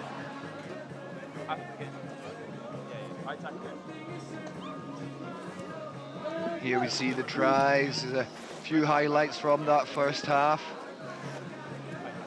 That was Marina, his try. And this is when they were heavily had a heavy overlap, already up 7 against 5. And that was their last try of the half. Probably the easiest. And we see Lithuania return to the field, still only 5 of them out there. But they know they're getting a player back shortly. Yeah, one of their players will come back, but let's remember that Belgium still need to put as many points on as they can. They're sitting in 3rd place in that group. They need to score at least another couple of tries just to really push themselves to almost guarantee, not guarantee a second place shot, but certainly push them up for that 3rd place slot if they're wanting to progress through to the next round. Yeah, and the top 2 3rd place teams will progress in the cup competition, so Belgium are putting themselves in a very good position to be one of those teams, as we see Marina again with great pace, great power, and he's through. That's Sevens rugby at its best. Just opening up the legs, turning on the gas. Yeah, as you called him, your redhead rooster friend there. Great pace there, just get in on the outside shoulder, slight fend just to get past, but all that was simple hands, people moving at speed. There we see the fend come in. Number 5 there from Lithuania, just a little bit too high. I think it's Krasauskas. Just a little too high on him. You're not going to be able to overpower him there. And we'll play Belgium. It's just a simple run-in the end of the day, but a lot of training goes behind that. Yeah, and the problem for Lithuania is it's the channels they had to defend. They were down to 5, so you're trying to cover, I'm not sure exactly the width of the pitch here. It'll be a 68 metre pitch, and that's just a wide channel that you have to defend. And Lithuania back off, tapping that back, but unfortunately no one's able to regather. I think that's God's mark. I can't quite see properly. It is indeed. Getting the hands free, popping. Back to Marine again. Has he got another sprint in him? He does. Well covered this time though. God's mark distributing beautifully. Big powerful run.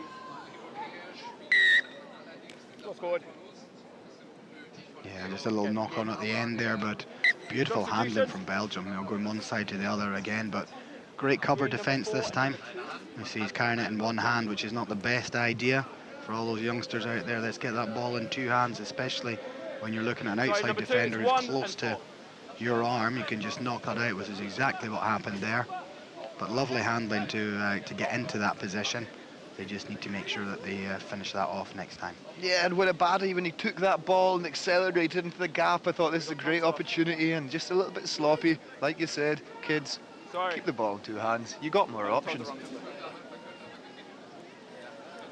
Okay, time back on. And we see 2 tired Lithuanians leaving the pitch. They're back up to 6 players. They have been for a little while now. Set. And they'll look to turn the screw and attack from their own half. It's not a lost cause yet, but it's definitely an uphill battle. On the short side. We know they like it physical. That'll suit them maybe. Now looking for the space. But there's none to be found there. The Belgian defence just able to drift over comfortably, and they put the pressure on, forcing the error from Lithuania. They were really frustrated. They were moving the ball wide to wide, looking for a gap somewhere, but there's just none coming. Belgium making changes.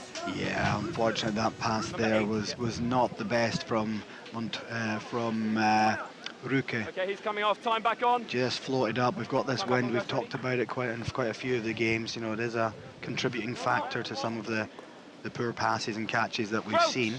But trying to float one out that far is not a good idea. At the same time, we just said a high press from Belgium, putting them under pressure to make those passes. It's going to get them the ball back, which is exactly where it is now. Lally, we know all about his pace. That's a walk-in for him. The amount of times we've seen him running down the touchline. Yeah, just after I've said don't float the ball out there, Berger throws that pass out there. Nice high and floated, although it is with the wind. It's a different situation altogether, Andy. It is. Thank goodness. But yeah, Lally coming in there, just dotting down. He's a good few tries this weekend already. Godsmark with a fairly decent strike, but missing the accuracy on that kick. It's purely academic in this game. It is still 34 points to 0, and Belgium cruising towards a healthy win, which might just save their tournament here. A good kick-off, very competable. Just not quite going the 10. Played by Whites before the 10. And the Belgian coaching staff look on with pride as Lithuania continue to try and press forward. Maybe get a breakthrough, get that 0 off the scoreboard. Lally diving in there for the ball, successfully initially, but Lithuania do get it back, grubbering through and earning the penalty as he was taken late after the kick. So the first card for Belgium in a fixture that's seen 3 already. Lithuania out to the wide left, a beautiful missed pass, great pace on it this time. Rook supports. Tackle White. Back. Slow ball nonetheless though. It's 6 against 6. And again a little error, a technical error in a crucial moment. Giving Belgium another easy out when they seem to be coming under pressure. Making changes. Arne.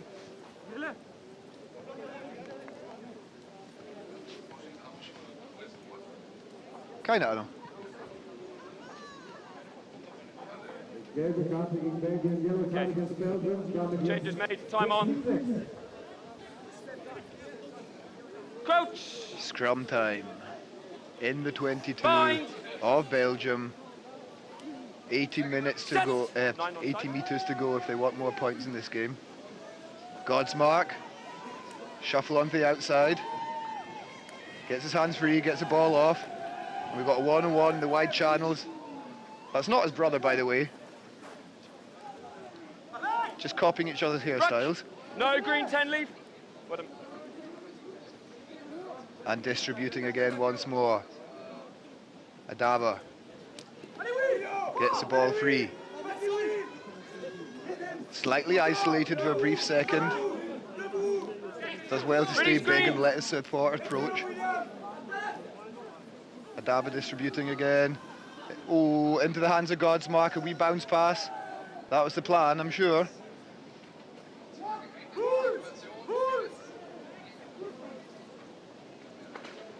Adava again.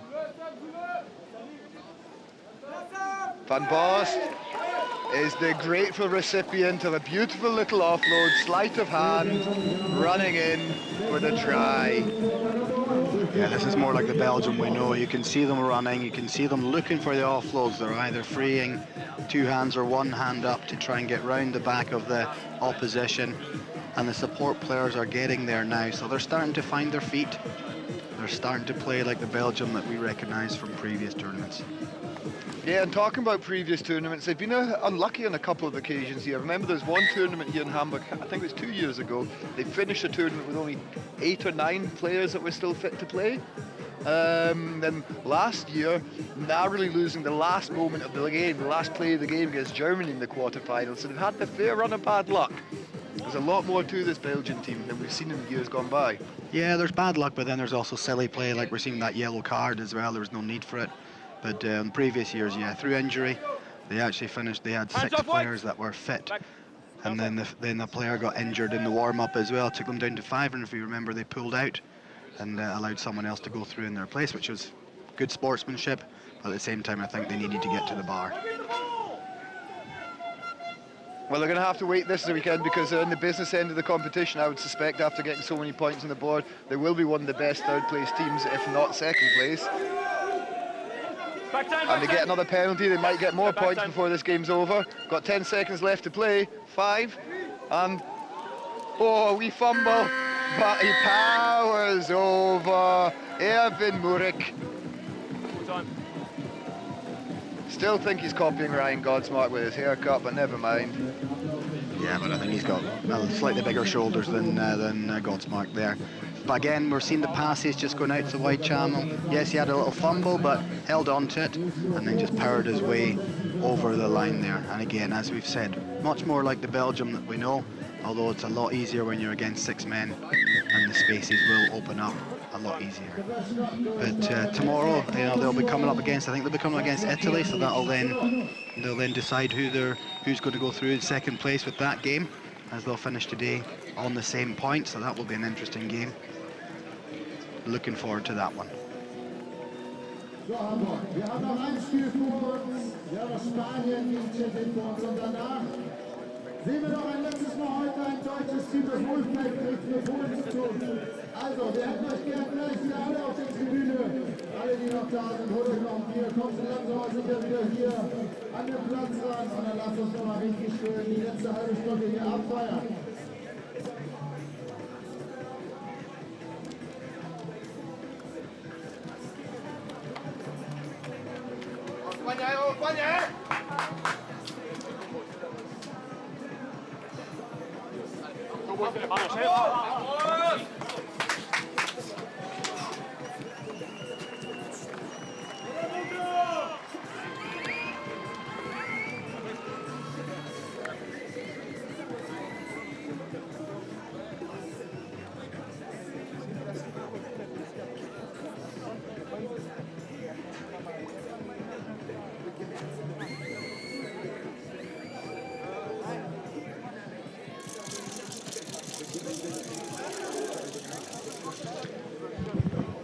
So next up we've got Spain v Czechia in the men's tournament. This is looking, it's the same group that Germany and Poland are in as well, so that will be the last game of the day. But first of all, we've got this Spanish team, young team. Not so many of the World Series players playing this week. They've got a little bit of development squad, but still got some good experience in there to help them along. And this Czechia team are also very strong.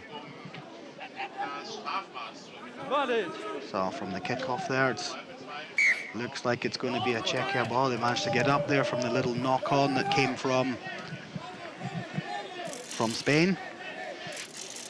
Good pressure going on, just lost it in the sun there. Wasn't very sure where the ball was there. Sevilla. And scrum in the middle of the field for Czechia. Great position as I welcome back Robbie alongside me. We've got a scrum in the middle of the field. Where do you think they're going to go on this one then, Robbie? Oh mate, they've got them split up. There's one player right behind the scrum. There's 2 players on the wings. And well, they already did it. He goes sniping. Plays the ball wide, they get to an edge, so this gives them opportunities to now play the ball and either go wide or he can cut back now to the short side, which is what he does. Nice, they get the wraparound going. And there's some direction changes in this play. Finey's brought down. Good tackle.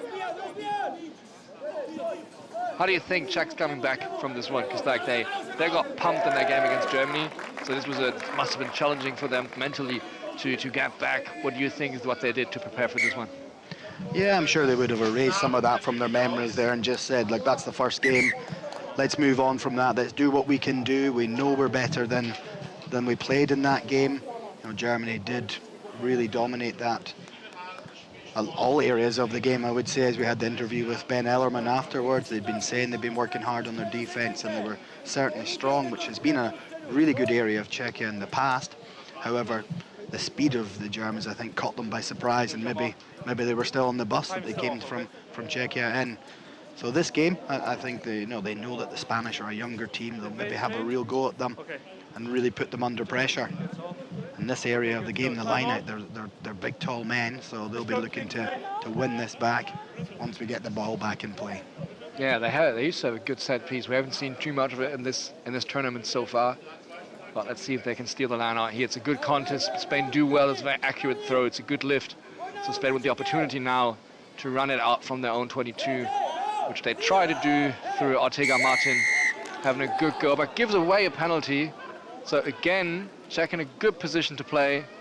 Immediately again going to an edge, which seems to be their safe spot. Betnar carrying it in and then playing the offload again. They're looking to get the other edge. Good offload, great hands as well. Ball went to the knees, no problem for him. And that's some nice space with a good gutter step there by Miraki.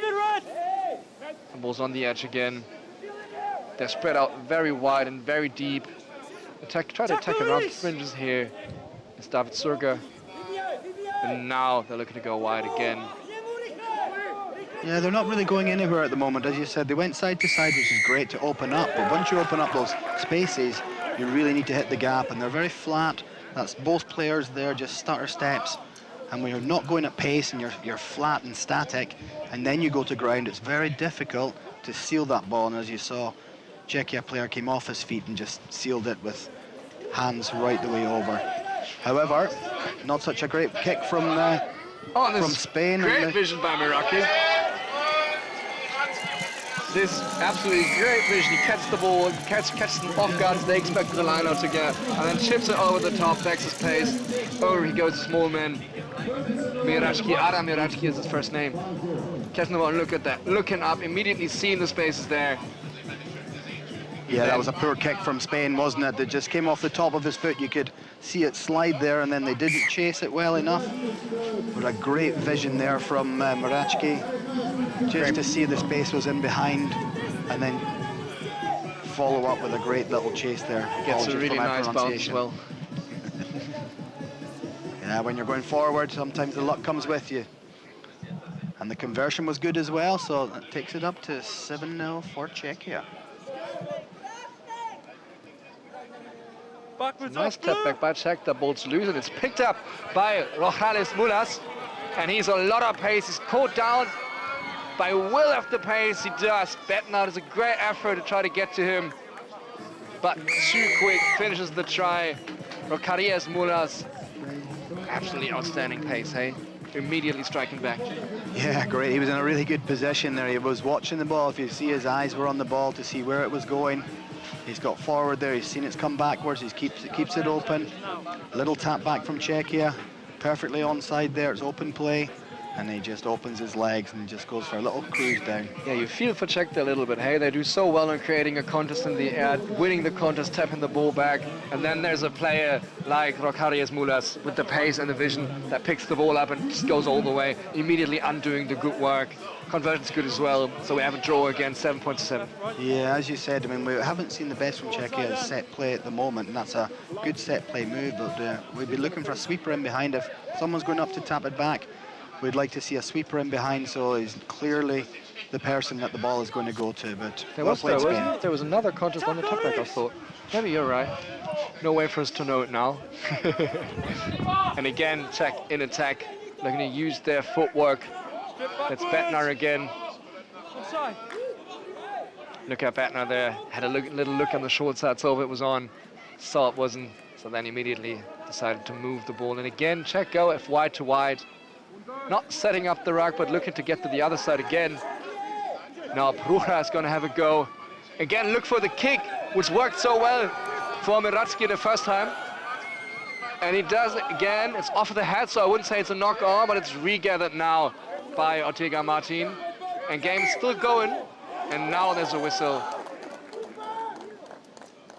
And a scrum to check. Yeah, it was a great individual effort there. Lovely kick through though. Sorry, the kick through wasn't the kick chase. It was kick through from someone else. Now Murachki goes through for it. But look at the hard work from Spain, working hard to get back in defence, and then unfortunately that silly little forward pass just at the end means it's a scrum for Czechia. It's a good position to attack now. They've gone for the split setup again. They have 2 on the wide side, 1 on the short side. So keeping their options where to attack. Let's see what they're going to do. It's like 30 seconds less to play for this half. And Czech win a scrum penalty. I think they're going to score 1 more in this half. What do you think? I'm not going to count any chickens or give a commentator's curse, but if they come from deep like this, then they're going to be better. But they're floating the ball out in this wind is not a great idea. Now they're standing too wide. Prior to that, we were saying they were a bit tight and they were a bit flat. And he's just released his hand. You saw his left hand just follow through. He needed to just pull that back just a little bit. That would have gone nicely to hand. As we're hearing the hooter going, there's still 1 more attack for Spain. Be interesting to see if they decide to have a go, which I expect that they will. Yeah, I might have cursed them a little here, to be fair. But yeah, it's a good opportunity that wide pass it was on with the space that was available. But as you say, the conditions here with the wind making it really hard to float a wide pass accurate. And that's why they failed to do it. Now Spain running it out of their own 22 with a nice switch play on the edge. Getting Lopez Hernandez into space, and Hernandez goes, having the sweeper in front of him. Nice footwork, throws a dummy, keeps going, and then looking for contact, buying time for support to arrive, and they immediately recover, going forward, going wide. And I think there was a face, it was from an offside position. Yes, the referee sees it the same way. So it's a penalty to Spain, and as it's deemed cynical as he came from the offside position, clearly disturbing that try that could lead, that pass that could lead to a try. It's a yellow card as well. Yeah, right in front of us, right in front of the commentary box here. I was looking at that and thinking that's got to be a yellow. Although it was a very dubious pass, it looked a little forward to me, so Czechia maybe a little bit unfortunate, but at the same time, he did not retreat, he didn't get back there. Great break originally from Lopez Hernandez. That was a great little break, and even 2 support runners there, but well played Czechia for getting back as well. They worked hard. Yeah, unfortunately now Borechki going off, so it's 7-on-6 for Spain, and they get the scrum here. So this is a situation they're likely to convert, as the numbers just make a big difference, and there's not much territory to be gained. So this is a good attacking platform for Spain. They have all the space on the wide side. All they can do here is just play, draw in and pass it wide, and it can work if they execute. Exactly that. Simple stuff. Get the ball out into the wide channel. Flat, hard passes. Should be a stroll in. We've got to see. It's exciting players though. Riccardo Muniz, he loves to have a go, but no, it's exactly what they're looking to do. What we said, moving it wide, but his tackle,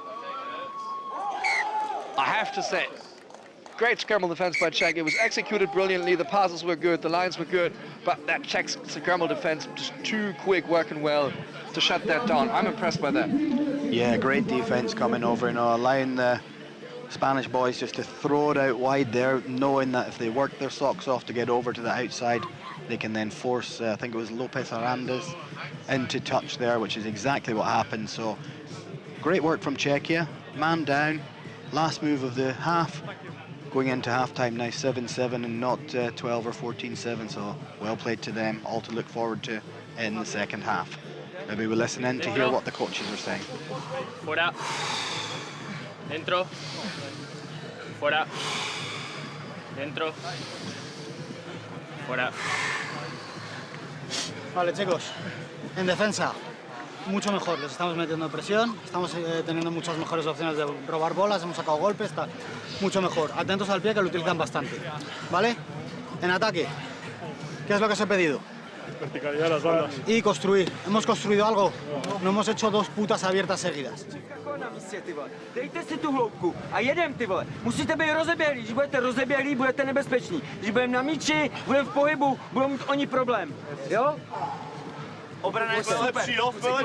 Konečně zavíráme si ty vnitřky a podívejte se, jak dlouho jsme se drželi u nich, jo? To evidentně platí, tak to pojďme dělat dál. Vy odřete tu tvrdou práci.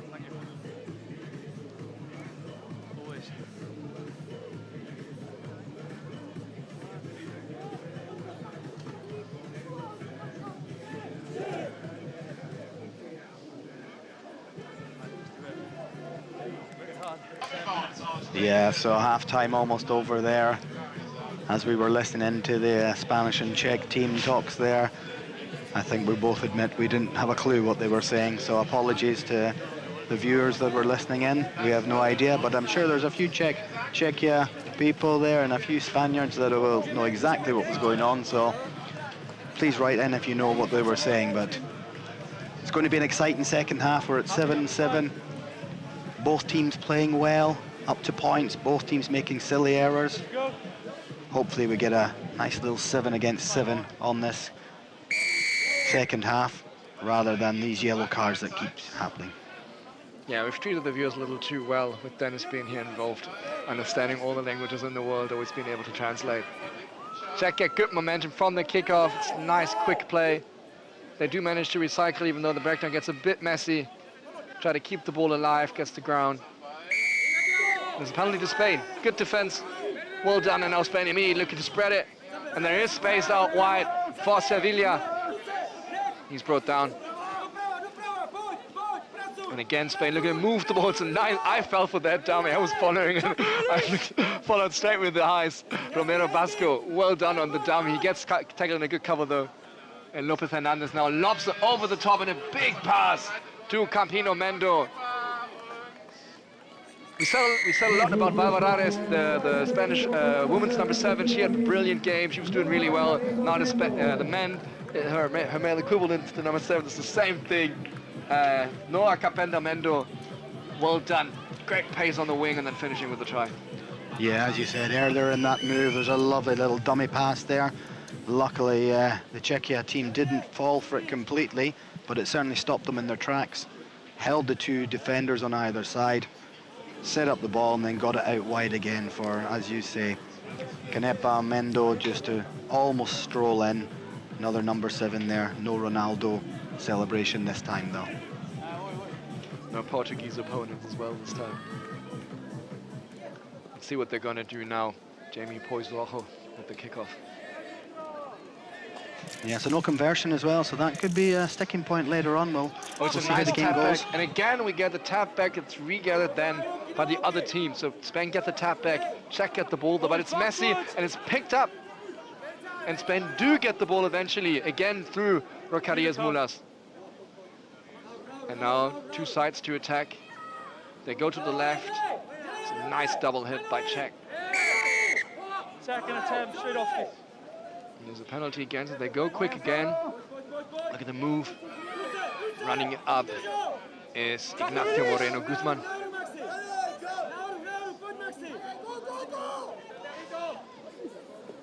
Again, looking to spread it. But lost the ball in contact. And off goes Jakub Bentner. Kicks the ball through. Looks to regather it. Does regather it. And will have the pace. Oh, it's great feet beating one defender, but it's then brought down by Sevilla. And there's another turnover, so Spain now running it out from their own 22. With a nice fend, keeping him away, making yardage. And now there's massive space in the middle to open up the attack. Yes, he does. Well done, good spotter with a good offload. And offload's unfortunately a little forced. So it's not as dangerous. And he scored a great try earlier, but he's a bit isolated here. He does well to buy time for his support. And Spain, again, try to recycle quickly. Playing short balls, attack around the fringes. Staying on their feet.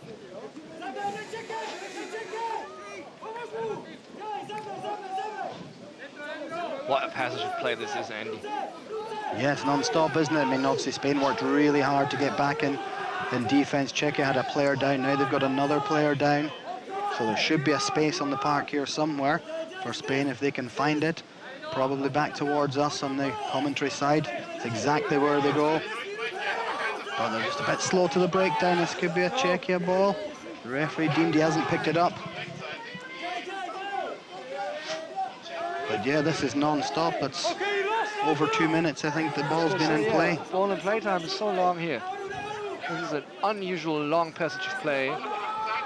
But even though it is so long, The handling, don't bother, and Pobis Arroyo gets the ball out wide and can go through. This is very, very impressive stuff. Like you said, it's been over 2 minutes that the ball was in play, and they're still able to execute the handling like they did on his last passage. And he was under pressure. Hey, there was a defender shooting up on him, and he still manages to get it away. And Pobis Arroyo scores the try. 12 points. Exactly that. Great passage of play. Great work there from the Spaniards. Czechia just getting tired. They did have a man down, which created a space somewhere. They're racing up to try and make that tackle, just not quite quick enough. And the quick hands puts the ball in Pobis Arroyo's hands, and he goes under. Even has time to wait, have a biscuit and a cup of tea before he dots it down to put Spain well into the lead now.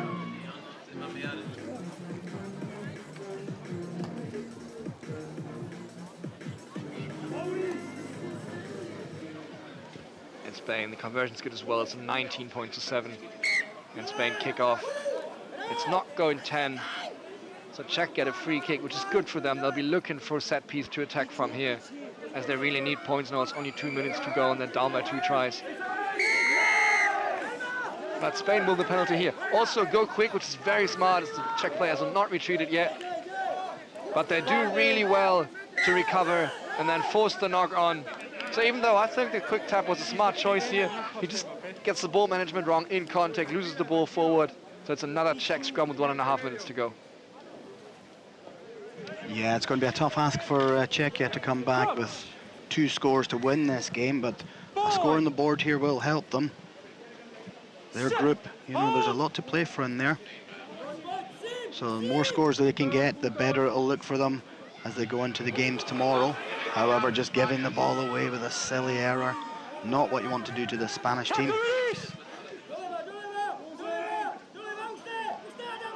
But working hard at the breakdown. They've managed to get a turnover again. Little pass out the back. Little hitch kick, chip through. Interesting to see if the referee gives a penalty here, which he does. And he goes to his pocket for a card. Interesting with 40 seconds to go. Yeah, I mean, logically loves the boot. Hey, it's the 3rd time he's looking to chase the kick.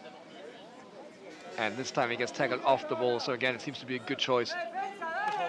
Yeah, especially out in that wide channel. Yeah, out in that wide channel, he's loving it down there. So fair play to him. There was no diving about like we're seeing in the VM in the World Cup just now. He's just got up, got on with it, got his penalty. And they need to attack quickly if they want to score twice here. The clock's ticking down. Yeah, it's interesting they're opting for the scrum. Hey, that takes time off the clock and it's 30 seconds to go. It's an interesting choice. Come on. Boy. Set. Hold. So we'll see the Czech what they do from this. Ball's going out. That's 10 seconds if they want to win this game, which, they don't manage to get the line break. 7 seconds to go. Even if they score a try here, the game's lost, unfortunately. But let's see if they do. They get the offload away. It's not accurate. Backwards. It's going backwards, and now the Czech, they get very chaotic here. You can see they're panicking a bit in these last dying stages. And that ball goes forward. The final hoot has come as well. So this is the game. We had a very competitive game between Spain and the Czech Republic. It's really some good passes. Both teams played well. It was a 7-7 at halftime, and then Spain running away with it in the second half.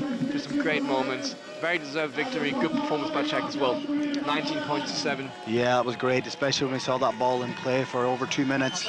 Both teams working hard to defend, getting back, get the support play up with them as well. So all in all, a great game for the supporter to watch. I think Czechia will be disappointed, but Spain will be pretty happy that they've gone through to the next game with a win, and that'll be an interesting pool there with Germany, Poland to come in the next game, and that'll be an interesting end to that group to see who finishes on top. Yes, agreed. It's the last game of the day as well, so really looking forward to see the Germans finish up here on home soil now, already in the tunnel. We can see it from here. It's not on the stream yet, but yeah, the Germans looking forward to finish up on a high on home soil here. You can hear the stadium, the energy goes a little higher again. You can see the Germany flags waving, people get excited, and now we have the German players on the tunnel.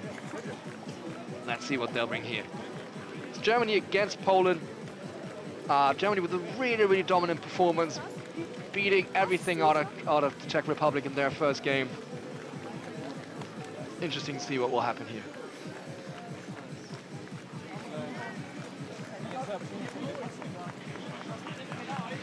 So the players prepare to take to the field. There we see Gleitzer at the front and Amokoedi just behind him with a steely look in his eyes.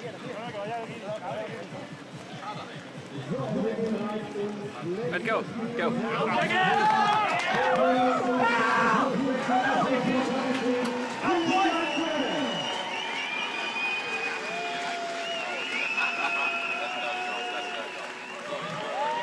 And we're just about to get underway here. I was just checking my notes. Germany haven't ever finished better than 4th here in Hamburg. So they're really looking to push forward. Like I said, they've had some good results of late. A lot of injuries, but that just speaks volumes to the depth that German rugby have created over the last years. They're still able to put out a team that looks incredibly dangerous, at least on paper. We have in the frame now Edwin van der Speek, the referee. So what a game we've just seen there, coming up against a strong Czechia team. Let's talk about first half, 7-7 as you go into halftime. What did your coach have to say to you? Well, what we told is we had to make things simpler because we were starting by the most difficult part, so we had to come back, just calm a little bit and start playing from the beginning to both sides all the time. Yeah, we saw that you moved the ball from side to side. There was a great passage of play where the ball was in play for over 2 minutes, which is unusual in sevens. But what we really liked was your work rate to get back and defend. Is that something you've been working on at training? I think us as Spain, as a country, is one of our best points to defense. We tried to put the pressure on the other team, and I think this game was a very good example of that, because we were all the time coming back. We were tired, but we were having everything we had inside for the team and trying to defend this Czech team that were really good. Yeah, well, you're going to tomorrow. You've got one more game tomorrow. It's going to be a very tight group. So we look forward to seeing how you play, and we wish you all the best in your last game. Thank you very much. Thank you. So, and it was a pretty much perfect start. That's the second kickoff of this game. The first kickoff was regathered by Germany, and Eichholz managed to dot down in the corner. So it's 5-0, the perfect start for Germany, and they'll look to capitalise now. Use it! Pressure coming on here. Poland having to work hard for every metre here, every pass. Getting his knee down well, and the players must release. Again, Germany pushing up hard. Amokoedi just coming into view there and maybe putting off his opposite number, fumbling and giving Germany the possession back. Here we see Eichholz, the try scorer. Young man from Heidelberg in Germany. Yeah, this knockout is also a result of the pressure Germany gives to them. Hey, it's really good defense, and like you said, it's an absolute dream start. Regathering the kickoff, Eichholz going through, and then not letting Poland go anywhere with the ball in hand and getting a scrum in such a good attacking position now as well. Roddick with the short pass to Gleitzer, and Gleitzer hits it up in the middle under pressure from the Polish defence, but that's the job they want. Anton Gleitzer carries the move on. They're just drawing in the defence. Philip Gleitzer takes over from his brother, goes route one. He's under the post. Germany have the perfect start. 2.5 minutes played, 2 scores on the board, and it's 10-0 here in the first half. It's the second try this time he scored like that. I think in the first game against Czech, he also picked the ball up from the base and went through, didn't he? So this is seems to be a move that he's been looking at. He really likes to scan the fringes. Yeah, absolutely. Over he goes. Absolutely love that option, you know. You always associate sevens rugby with wide, expansive play, but if they don't number up, then you go route one. It's as simple as that. Creativity doesn't need to be complicated. It's finding a simple solution to the problem. Yeah, good point, Ian. Eichholz with another good kick. That's just travelling 10 metres. It has gone too far, though, straight out. Germany getting sent back to their 10-metre line, and Poland will tap from the middle of the pitch. The referee, Edwin van der Speek, shows that he's from the Netherlands. His wife actually messaged me this morning asking me not to say mean stuff about him. That was before I knew he was going to do the Germany game, so we'll see if I can keep that promise. But well, that's awkward, isn't it, when you start getting messages from the referee's wives? I'm sure we'll do fine though. I think we're trying, or like we are working on being very respectful towards the refs. It's such an important part of the game, referee, and bringing in the players. And they're doing a great job here. They really are.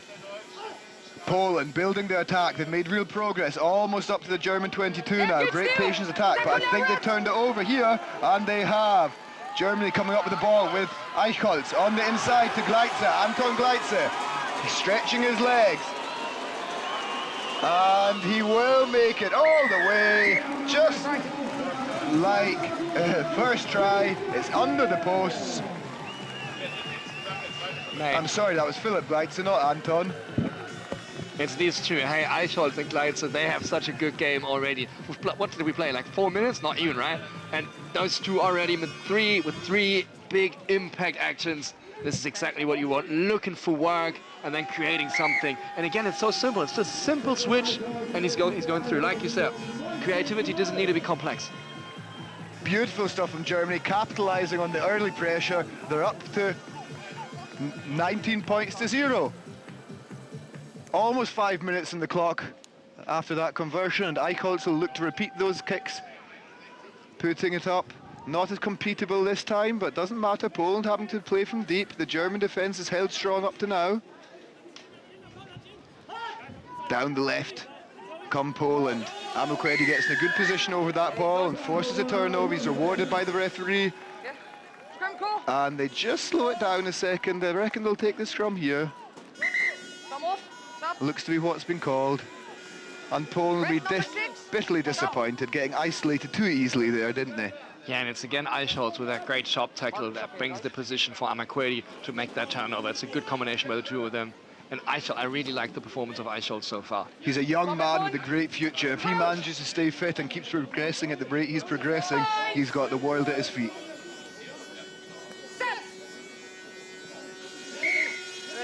Eichholz taps. The referee wants that played from behind the scrum. So we'll have to go again. It is a free kick to Germany, with just over 1 minute left to play in the first half. Eichholz takes it towards the defensive line. Roddick, wrap around to Eichholz. Great head by Eichholz again. Amukwedi. Now it's Amukwedi kicking it through, regathering it. No way! He's got confidence. He's oozing confidence, man. And he'll just play what other people will see, and he'll do it. It works. Got the ball on the string. That is unbelievable. I want to point out Eichholz again. Now he gets a difficult ball from Max Roddick there, and the transfer, quickly catching it and then moving it on. And then that Amukwedi try is unbelievable on so many levels. The confidence to put the kick in, the way he picked it up because it was difficult, was very low, and then a spectacular finish as well. That is Sevens rugby. That was a lovely play. Like you said, from the wraparound to the finish. Germany seem to have a good feeling in this game. Conversion from Eichholz. Easy as you like. 30 seconds left in the clock, 26 points to 0. There was a sub. I don't know who went off, but Bennett Fowles taking the field. So let's see what he's going to do. They immediately try to get him into a contest, but the ball's a little too far for him to reach it. Max Roddick makes the tackle. And Poland coming from deep. Some nice lines going on there, but there's a little bit of obstruction. The dummy runner just blocking the tackle for the defender. And Germany with an opportunity, if they want, to carry on playing here and push towards a 5th try.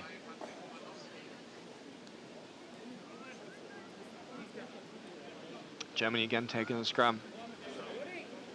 Cedric Eichholz feeding the ball. Max Roddick's right behind it. So it'll be interesting what they'll do from here. Roddick tries to snipe around on the shoulder because there's very little space. Off they go wide. They do also have the option here that Eichholz can play straight to Gleitze with Roddick wrapping around there. I know that's something they like to do sometimes. They do also have the option to kick the ball into touch. I just realized the hoop is gone already, but more or less what they do. I don't think it was a plan, but it is exactly what happens. So we do have half-time. Germany in a commanding position here to finish the day with a win. I'm really impressed with the German side. I mean, I know they've been really good. They've been learning a lot. They've been progressing through playing in the World Series over the last year. So it's been expectable that they'll be good. But with all the injuries they've had, I thought they'd struggle a little more. They're very dominant in both games. They're really the better team than Poland here. They're really dominant. And like Chris Ume and Felix Hufnagel are not even on the field yet. Okay? Or Philip, you 5 and you center. You decide. Okay? Boys, you control every single part of the game. Don't lose the respect for them. Let's keep building phase by phase. Okay? If we have to defend, let's put the wall, let's make good contacts, and let's split the racks. But in attack, don't start doing silly things, okay? We keep our plan. We don't start doing silly things. Let's not forget what works, yeah? Let's not move away from what we did and what worked so fucking well in that first game. Be patient. Be patient. They're not better. They're not better. We're just losing our heads a little bit. Boys, we just go in there. We got to offer something.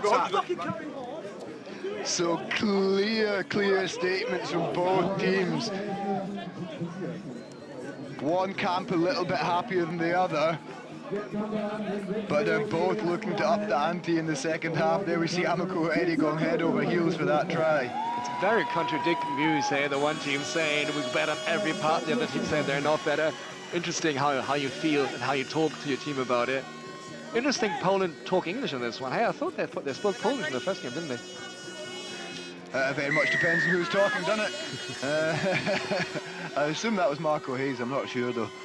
So here we go, back underway. Oh, Amakwedi reading that tap back brilliantly. That was smart, wasn't it? He just positioned himself in the right place there, because Poland actually rose very well to win that back. Smart work by Amakwedi. Good to see that he's got more to his game than just fancy flips over the try line. I think he's shown that many times. He's got a lot of stuff to add. Absolutely. No disrespect, man. And again, it's the same setup. They have Eichholz feeding Max Roddick right behind it and Gleitzer in the center. And Roddick changes the side, wraps around, comes hard with Gleitzer being a deep option. He attacks the ball into hand. And now it's Amakwedi in space again, and they won't catch him. We know how quick he is. And he does get through the try line and even gets a little more into the middle to make the conversion slightly easier. Unbelievable finish again. He's so quick, isn't he? He has got pace. He's just got pace. I remember my coaches back in rugby school saying there's no substitution for pace. We put our big quick boys in the wing, get the ball out to them with beautiful passing and let them run in tries. And it's pretty much what Germany have done here. It's a nice set move in the midfield, but all that is designed to do is hold those defenders, give Amakwedi the space and let him finish in the corner. That's exactly what he's done. Beautifully worked try and a fantastic finish from the young man. Yeah, I do like the way Gleitzer attacked there as well. He's keeping the ball in two hands very, very long, waits until the Polish wing is really drawn in, change direction, and then gives it so he has to catch up to Amakwedi. And we all know it's impossible to catch up to Amakwedi once he's in space.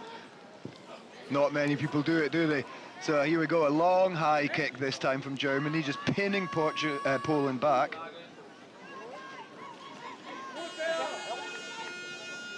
Patient defence, not overly committing to that breakdown.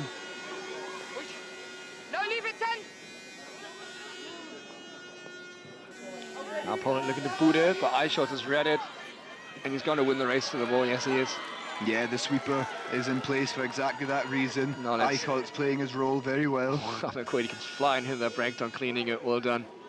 And it gets moved wide. Bennett File now with the ball in hand. Over to Tilsana. Not really ground gained on this one, but a nice wide play. Yeah, Visa distributing this time.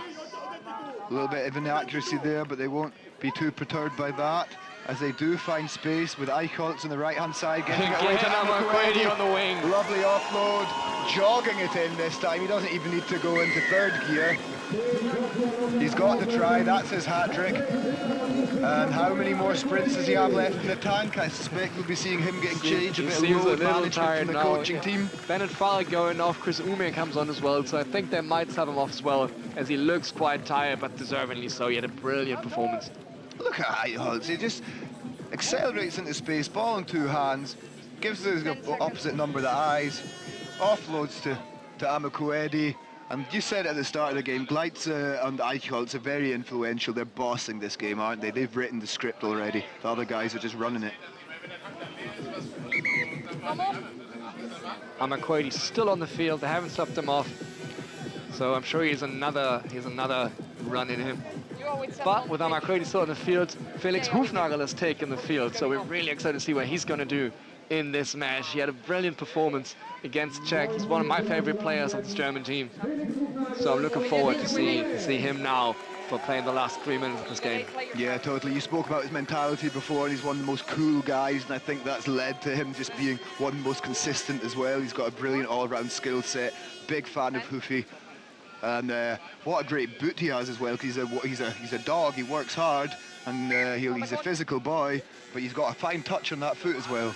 Yeah, and he's a result of consistent work as well. That's the thing. Like, there's many players more talented than him, but he's just an all-round workhorse. He's been working so hard on his skills, and that's what made him so good. And that's even more impressive, because with all due respect to Marconan Amakreidi, that boy's just a freak athlete, and that's what gets him to be a good rugby player. And it's cool that you have players like Felix Hufnagel, who are not as gifted as that, but still manage to be as outstanding just through the result of hard work. Absolutely. So back to the action here with Poland. Unfortunately, the promising attack just broken down there. There's 2 knock-ons though, so they will get the put in at the scrum. Initial knock-on coming from Germany. There we see it, little inside. And then the jackal there, Hoofy it was, Hufnagel, Felix Hufnagel, just spilling the ball forward. And that's a big forward pack for his sevens team. Hey, Lennox Wiese, Felix Hufnagel and Chris Ume, all 3 in the forward pack. And now Marconan Amakreidi being subbed off. Very deservingly, he looks very tired with the tongue out. Well deserved, gets a round of applause. Ben Ellerman's taking the field. Yeah, the local man, Ben Ellerman. He's been around for a while now. I still see him as one of the young boys, but those days are long gone. Didn't you used to coach him as well, or am I messing that up? I didn't coach him. I managed him when he was in Germany under-20s, so I went to Romania with him for the European Championships. Nice. A beautiful experience for us all. And just very proud of how far he's come. Bela Zinderman now on the field as well, playing in the center. I played against him 2 weeks ago, actually, and I had an aerial contest with him. And we had twice. He won one, I won one, but then Aachen got it again. So I think he's overall the winner of it. It's good to see him on the big stage here in Hamburg as well. A lot of talent in that German team, a lot of young boys. And holding well in defence, putting in the challenges. They have been rewarded with a penalty. Ume getting over that nicely. Hufnagel taps and goes, charging down the middle. Sinderman wrapped up well. Almost flipped beyond horizontal there, but he somehow manages to ground himself safely. Oh, you don't see that happening to Chris Ume too much. Well, it's a really good chop on him. He's not going anywhere here. But Hufnagel now sees space, moves it to Lennox Wiese. He goes through, hands it over to Chris Ume, who tries to keep it alive, decides against it. Wiese to Hufnagel. Hufnagel 2-on-1, keeps the ball in 2 hands. That keeps them guessing, and then goes through to score the try. Well done, Hoofy. 41 points up again with 1.5 minutes to go. Great composure from Germany. I mean, the Poles were clearly frustrated there. They were coming in, they were flying in with big hits. They were tipping players in the tackles, pulling a leg up in the air here and there. You can see the frustration mounting. Germany stay cool and just capitalise. Yeah, it's an unbelievable performance by Germany throughout the whole day, the first game, and now again, they're just showing what they're capable of. So Poland looking frustrated, as I said. They'll have another chance tomorrow to take to the field and secure a better result. That is all about Germany right now, as we see that conversion not quite enough. But we've got 41 points on the board and still got 40 seconds left to play. Eicholt's going from minute 1 to minute 14, taking the kick-off again. It's a little too short, so again Poland with that free kick in the middle.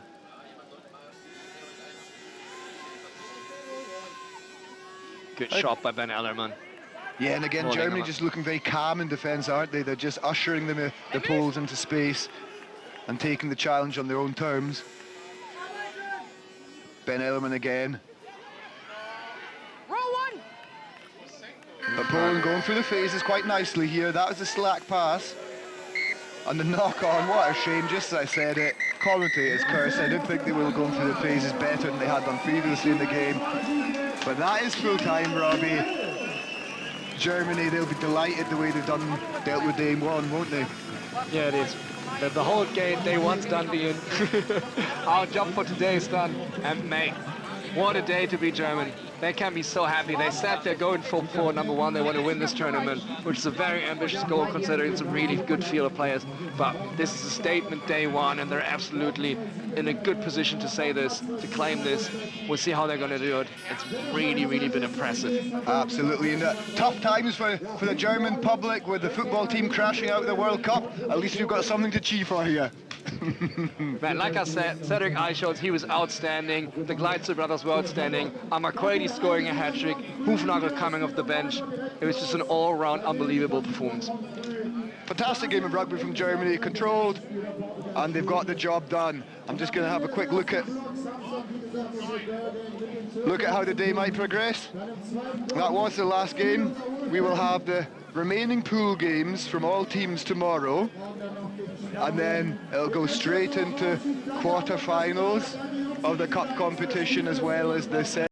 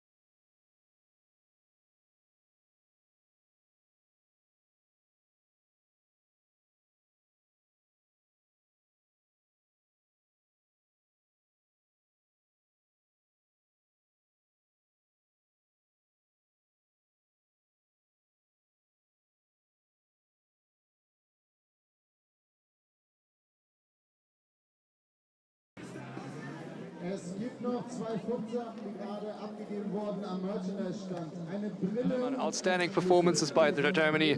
Both games really big victories. You scored a great try in the first game. Had a good impact in the second game now. How happy are you with that performance? I think I can be quite happy, and I am quite happy. The boys showed really the spirit out there.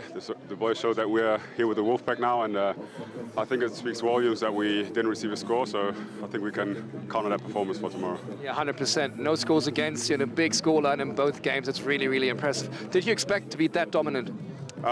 We didn't really have high expectations. We just said we want to make our job as best as we can. That means we punish every mistake that the opponent makes, and we just make sure that we make the basics, and I think we did it just right in the 2 games today. Yeah, well done. What's the plans for the rest of the night? Recover, review, and then hopefully a good sleep.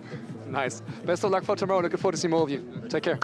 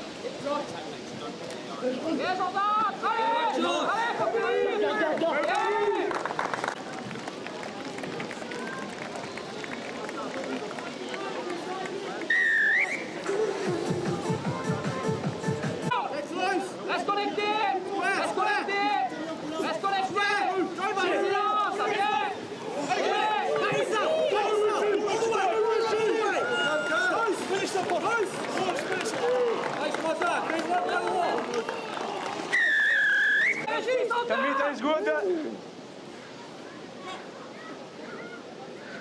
Release.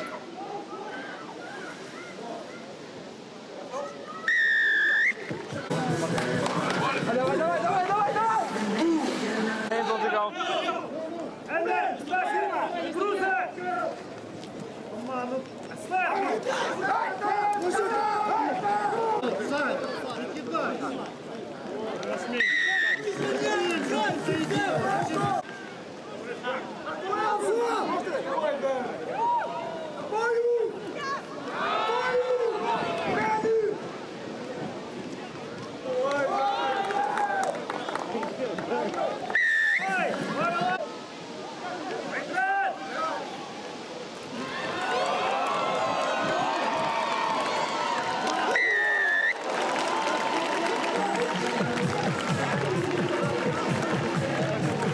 Max, fecha!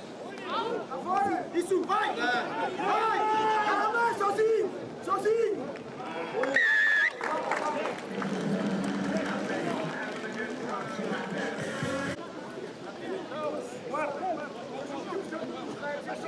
Bravo, bravo!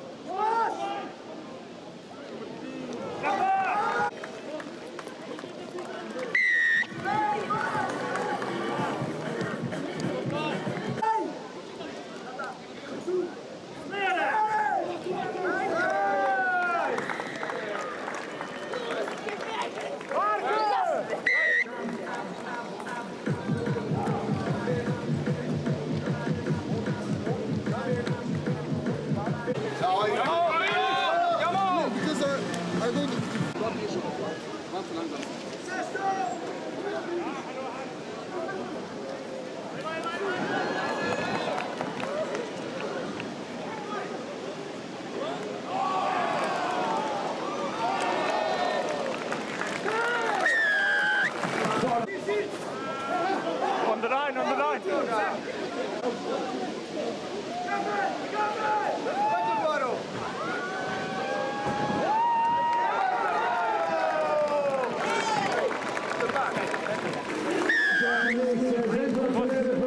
Joey, Joey! Adi! 10 secondi!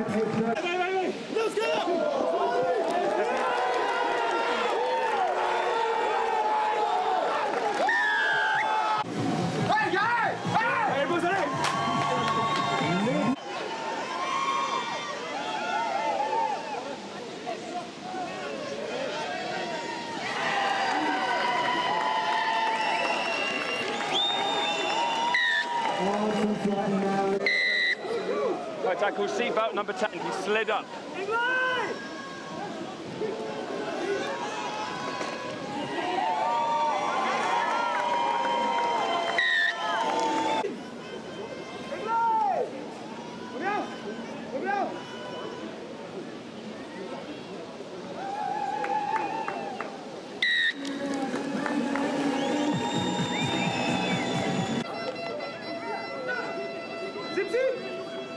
Allez Will, come on!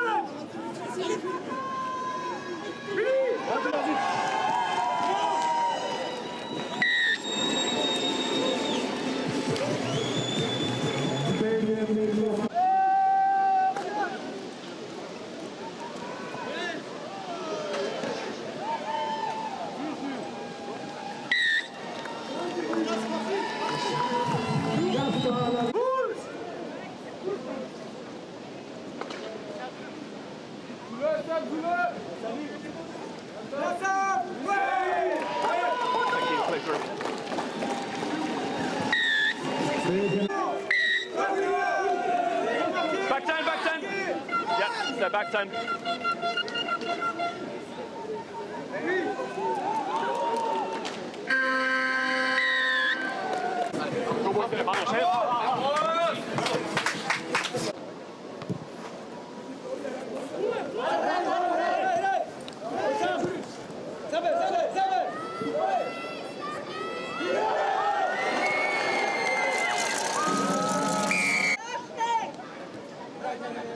Backwards off, blue!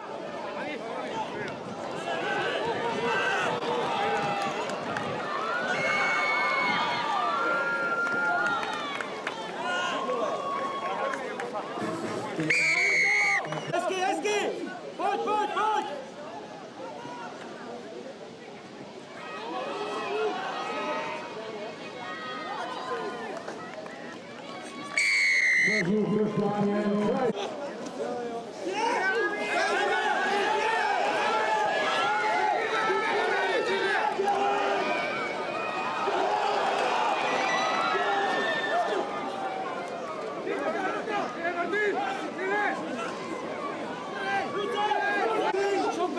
Šumpej! Nahoru!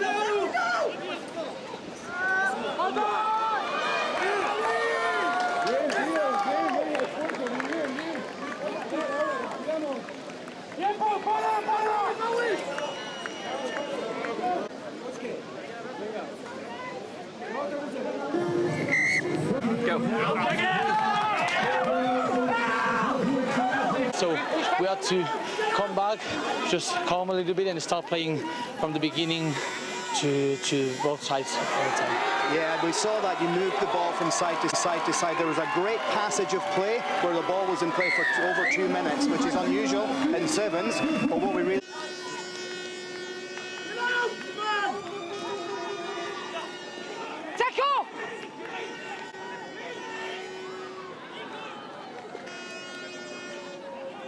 Push. Get out!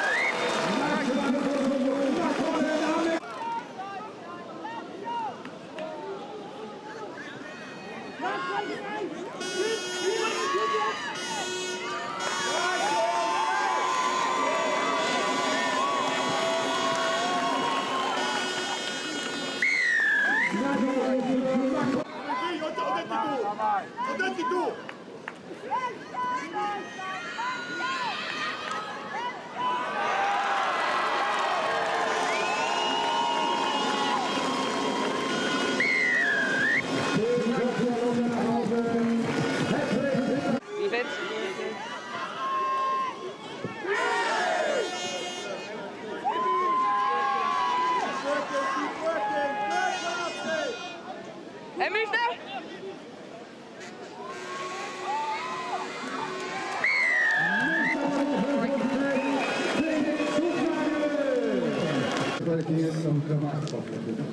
Also machen wir das. Gut, Hamburg, kommt gut heim, wir sehen euch morgen früh wieder. Es geht um 9 Uhr direkt los. Da sehen wir die Partien dann noch.